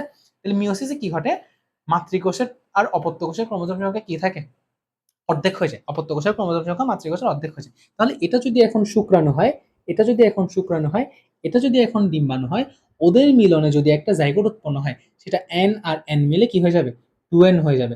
অর্থাৎ এটা একটা সাধারণ মানুষ ছিল, এটাও একটা কি এখন সাধারণ মানুষ। 2n মানে হচ্ছে কি সাধারণ মানুষ বা সাধারণ জীব। ঠিক আছে, 4n হয়ে গেলে সেটা কি হয়ে যেত, ক্রোমোজোমের ব্যাপক একটা চেঞ্জ চলে আসতো। ঠিক আছে, সেজন্য শুক্রাণু আর ডিম্বাণুর মিলনে কি হচ্ছে, যেটা উৎপন্ন হচ্ছে সেটাকে অবশ্যই কি হইতে হবে, 2n হইতে হবে।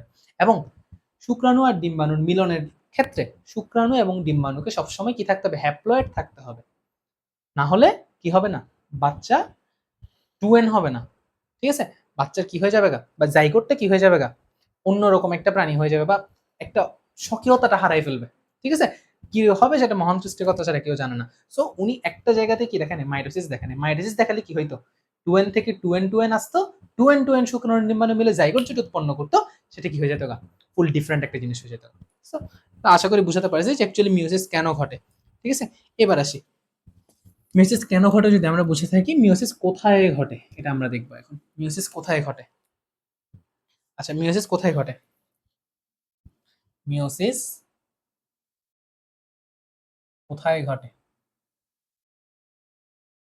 মিউসিস কোথায় ঘটে এটা যদি আমরা দেখতে চাই, প্রথমে আমাদের জানতে হবে সপুষ্পক উদ্ভিদের পরাগধানীতে। সপুষ্পক উদ্ভিদের পরাগধানীতে কি ঘটে, মিউসিস ঘটে। সপুষ্পক উদ্ভিদের পরাগধানীতে কি ঘটে, মিউসিস ঘটে। ঠিক আছে, সপুষ্পক উদ্ভিদের পরাগধানীতে মিউসিস ঘটে। এবং উন্নত প্রাণীর, এটা হচ্ছে কিসের জন্য ছিল, উদ্ভিদের জন্য ছিল। এখন আমরা কিসের জন্য পড়তেছি, প্রাণীর জন্য। উন্নত প্রাণীর শুক্রাশয় এবং ডিম্বাশয়ে কি ঘটে, মিউসিস ঘটে। শুক্রাশয় ও ডিম্বাশয়ে কি ঘটে, ডিম্বাশয়। উন্নত প্রাণীর শুক্রাশয় এবং ডিম্বাশয়ে কি ঘটে, অ্যাকচুয়ালি মিউসিস ঘটে। বুঝতে পারছি? মিউসিস কোথায় কোথায় ঘটে, সপুষ্পক উদ্ভিদের পরাগধানীতে। কেন, চিন্তা করো, মিউসিস মানে কি করে, জনন কোষ তৈরি করা। সপুষ্পক উদ্ভিদের পরাগধানীতে কি হয়, পরাগ উৎপন্ন হয়। দ্যাট মিন্স কি, এটা জনন কোষ না? ঠিক আছে, তো দ্যাট মিন্স সপুষ্পক উদ্ভিদের পরাগধানীতে কেন মিউসিস হচ্ছে, জনন কোষ উৎপন্ন করার জন্য। দেন এই যে উন্নত প্রাণীর শুক্রাশয় ডিম্বাশয় কেন মিউসিস হবে, শুক্রাশয়ে শুক্রাণু তৈরি হয়, ডিম্বাশয়ে ডিম্বাণু তৈরি হয়। দ্যাটস ওয়াই শুক্রাশয় এবং ডিম্বাশয়ে কি হয়, মায়োসিস হয়। সপুষ্পক উদ্ভিদের পরাগধানীতে কি হয়, মায়োসিস হয়। আশা করি আমি বোঝাতে পারছি। আচ্ছা, এবার আসি একটা মজার একটা জিনিস দেখে, দ্যাট ইজ প্রথমে কি থাকে, একটা প্রথমে দেহকোষ থাকে না একটা আমাদের, দেহকোষটাকে আমরা ভাঙবো। আচ্ছা, দেহকোষের ক্রোমোসোম সংখ্যা কি থাকে সবসময়, 2n থাকে। তারপর জনন মাতৃকোষ, আমি একবারও বলতেছি না জনন কোষ, শুধুমাত্র জনন কোষের ক্রোমোসোম সংখ্যা হ্যাপ্লয়েড হয় বা এন হয়, বাট জনন মাতৃকোষের ইয়া তো কি হবে না। জনন মাতৃকোষটাও কিন্তু এক ধরনের দেহকোষ, জনন কোষ ছাড়া সব কোষই দেহকোষ। তাহলে জনন মাতৃকোষটাও কি একটা দেহকোষ, তাহলে জনন মাতৃকোষেরও ক্রোমোসোম সংখ্যা হবে কি 2n। কিন্তু যখন জনন মাতৃকোষ থেকে জনন কোষ উৎপন্ন হবে, যখন জনন মাতৃকোষ থেকে জনন কোষ উৎপন্ন হবে, সেখানে প্রত্যেকটা কি হবে, হ্যাপ্লয়েড। সেখানে প্রত্যেকটা কি হবে, হ্যাপ্লয়েড বা এন। এই জনন কোষ মানে হচ্ছে কি শুক্রাণু এবং হচ্ছে কি ডিম্বাণু। শুক্রাণু হচ্ছে কি এন, ডিম্বাণু হচ্ছে কি এন, ডিম্বাণু হচ্ছে কি এন। এবং এই যে শুক্রাণু এবং ডিম্বাণু মিলে, এই শুক্রাণু আর ডিম্বাণুর যে মিলন হয়, সেখানে জাইগোটটা কি হয়ে যায়, এন আর এন এর মিলনে জাইগোটটা 2n হয়ে যায়। ঠিক আছে, জাইগোটটা কি হয়ে যায়, 2n হয়ে যায়। এখন এই জাইগোটটা এবার মাইটোসিস প্রক্রিয়ায় কি হয়ে যায়, মাইটোসিস প্রক্রিয়ায় বড় হতে থাকে। মাইটোসিস প্রক্রিয়ায় বড় হতে থাকে। মাইটোসিস প্রক্রিয়া কি হয়, জীবের বৃদ্ধি ঘটে। সো জাইগোটটাও মাইটোসিস প্রক্রিয়ায় বিভাজন ঘটে একটা কিসে পরিণত হয়, পূর্ণাঙ্গ প্রাণীতে পরিণত হয়। পূর্ণাঙ্গ একটা প্রাণীতে পরিণত হয়। আবার এই পূর্ণাঙ্গ প্রাণী, জাইগোট যেটা পূর্ণাঙ্গ প্রাণীতে রূপান্তর হয়েছে, ওর দেহকোষটা থেকে আবার জনন মাতৃকোষ, জনন মাতৃকোষ থেকে আবার জনন কোষ, আবার শুক্রাণু ডিম্বাণু মিলন, আবার একটা নতুন জাইগোট, এভাবেই আসলে কি হতে থাকে, সাইকেলটা ঘুরতে থাকে। আশা করি আমি বোঝাতে পারছি। ঠিক আছে, আশা করি আমি বোঝাতে পারছি। এবার আসি লাস্ট টপিক, আজকে আমাদের লাস্ট টপিক, দ্যাট ইজ মায়োসিসের গুরুত্ব।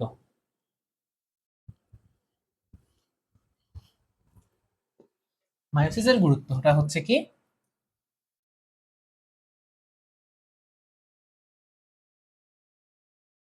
মায়োসিসের গুরুত্ব দ্যাট ইজ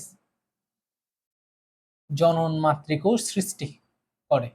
মায়োসিস কি করে, এটা কিসের জন্য, সরি আমি বলতে ভুলে গেছি, গ বা ঘ এর জন্য, জনন মাতৃকোষ সৃষ্টি করে। মায়োসিসের গুরুত্ব কি করে, জনন মাতৃকোষ কি করে, সরি জনন মাতৃকোষ না, সরি জনন মাতৃকোষ তো একটা দেহকোষ। মায়োসিস কি করে, জনন কোষ সৃষ্টি করে। তারপর ক্রোমোজোম সংখ্যা ধ্রুব রাখে, ক্রোমোজোম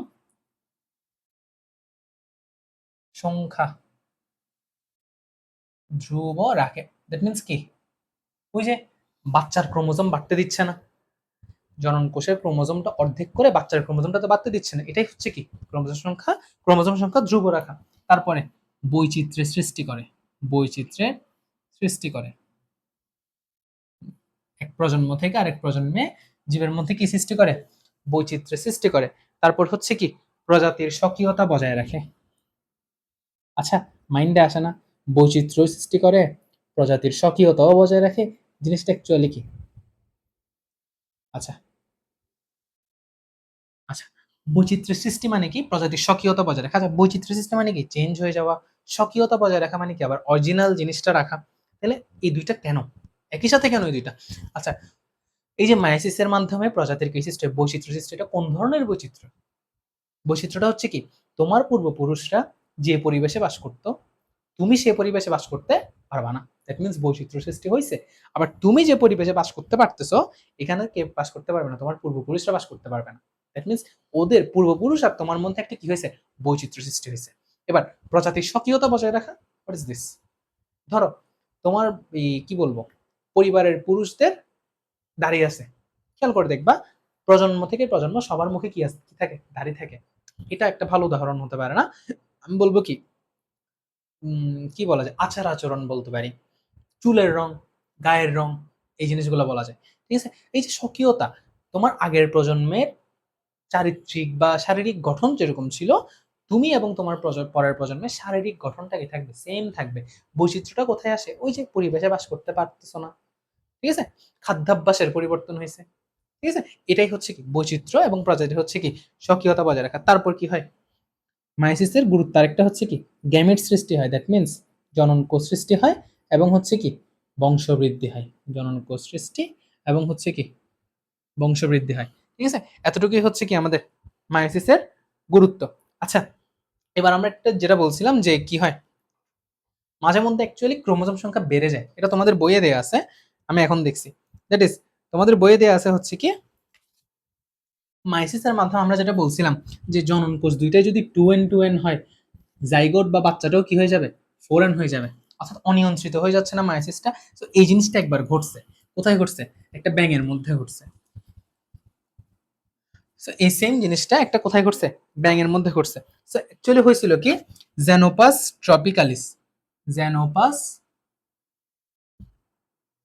ট্রপিকালিস এই নামের একটা ব্যাঙ ছিল, যার কি হয়েছে, শুক্রাণু এবং ডিম্বাণু হওয়ার কথা ছিল কি এন, হয়ে গেছিল কি 2n2n, 2n2n হয়ে, তো যখন শুক্রাণু এবং ডিম্বাণুর মিলনটা হয়েছে, জাইগোটটা হয়ে গেছে কি 4n, যেটা হওয়ার উচিত ছিল না বা যেটা হওয়ার কথা ছিল না। সো এটার কারণে হয়ে গেছে কি, নতুন একটা জাতি ক্রিয়েট হয়ে গেছে, নতুন একটা প্রজাতি ক্রিয়েট হয়ে গেছে, সেটাকে ওরা নাম দিছে কি, জেনোপাস লেভিস, জেনোপাস লেভিস। এই জিনিসটা আমি বলবো এমসিকিউর জন্য ইম্পর্টেন্ট, ঠিক আছে, এমসিকিউ আসতে পারে, জেনোপাস ট্রপিকালিস থেকে জেনোপাস লেভিস কি জন্য হয়েছিল, অনিয়ন্ত্রিত মায়োসিস বা ক্রোমোজোম সংখ্যার বৃদ্ধি, এটা বলা যায়। অথবা এভাবে বলতে পারে, জেনোপাস ট্রপিকালিসের কি হয়েছিল, তুমি বলতে পারো অনিয়ন্ত্রিত মাইট, ওই সেম জিনিস, ঠিক আছে। অথবা জেনোপাস ট্রপিকালিস থেকে কোন প্রজাতির উদ্ভব হয়েছে, তো কি হবে answer, Xenopus laevis. That's it. So আমাদের হচ্ছে চ্যাপ্টারের মধ্যে আর যা যা ছিল আমরা সবগুলো শেষ করছি, মাইটোসিস, মিওসিস, ক্যারিওকাইনেসিস, সাইটোকাইনেসিস, আমাদের সবকিছু শেষ, ঠিক আছে। তো আমরা যতটুকু চেষ্টা করছি যে প্রত্যেকটা ক্যারিওকাইনেসিসে তোমাদের যে জিনিসগুলো এক্সামে আসে, prophase, prometaphase, metaphase, anaphase, telophase, এখানে আমি লিখে দিয়েছিলাম মার্ক করে গ আর ঘ, ঠিক আছে, ওগুলা গ আর ঘয়ের জন্য পড়বা। মাইটোসিসের গুরুত্ব যেটা আছে, মাইটোসিসের গুরুত্বটা তোমরা ঘয়ের জন্য পড়তে পারো। মায়োসিসের যে আমরা ব্যাখ্যাগুলো দিছি, এগুলো গয়ের জন্য পড়তে পারো, আর মায়োসিসের যে গুরুত্বটা দিছি, এটা ঘয়ের জন্য পড়বা। যদিও আমি বলার সময় এক্সপ্লেন করে দিছিলাম, বাট আমি আরেকবার বলে দিচ্ছি। আর এমসিকিউর জন্য আমি বলবো আমাদের ফিজিক্স থেকে যে দাগানো বইগুলো দেওয়া হবে, দাগানো বইগুলো ফলো করলে তোমাদের বায়োলজিতে বা অন্যান্য সাবজেক্টের কথা যদি বলি, এমসিকিউতে প্রবলেম থাকার কথা না। এবং ক খ আমরা যতটুকু পারছি এখানে দেখাই দেওয়ার ট্রাই করছি, ঠিক আছে। সো আমাদের পরের চ্যাপ্টার হচ্ছে কি জীবনী শক্তি, অর্থাৎ চ্যাপ্টার 4। সো ততদিন পর্যন্ত ভালো থাকো, সুস্থ থাকো, সবার সাথে দেখা হবে নেক্সট ক্লাসে। ধন্যবাদ সবাইকে।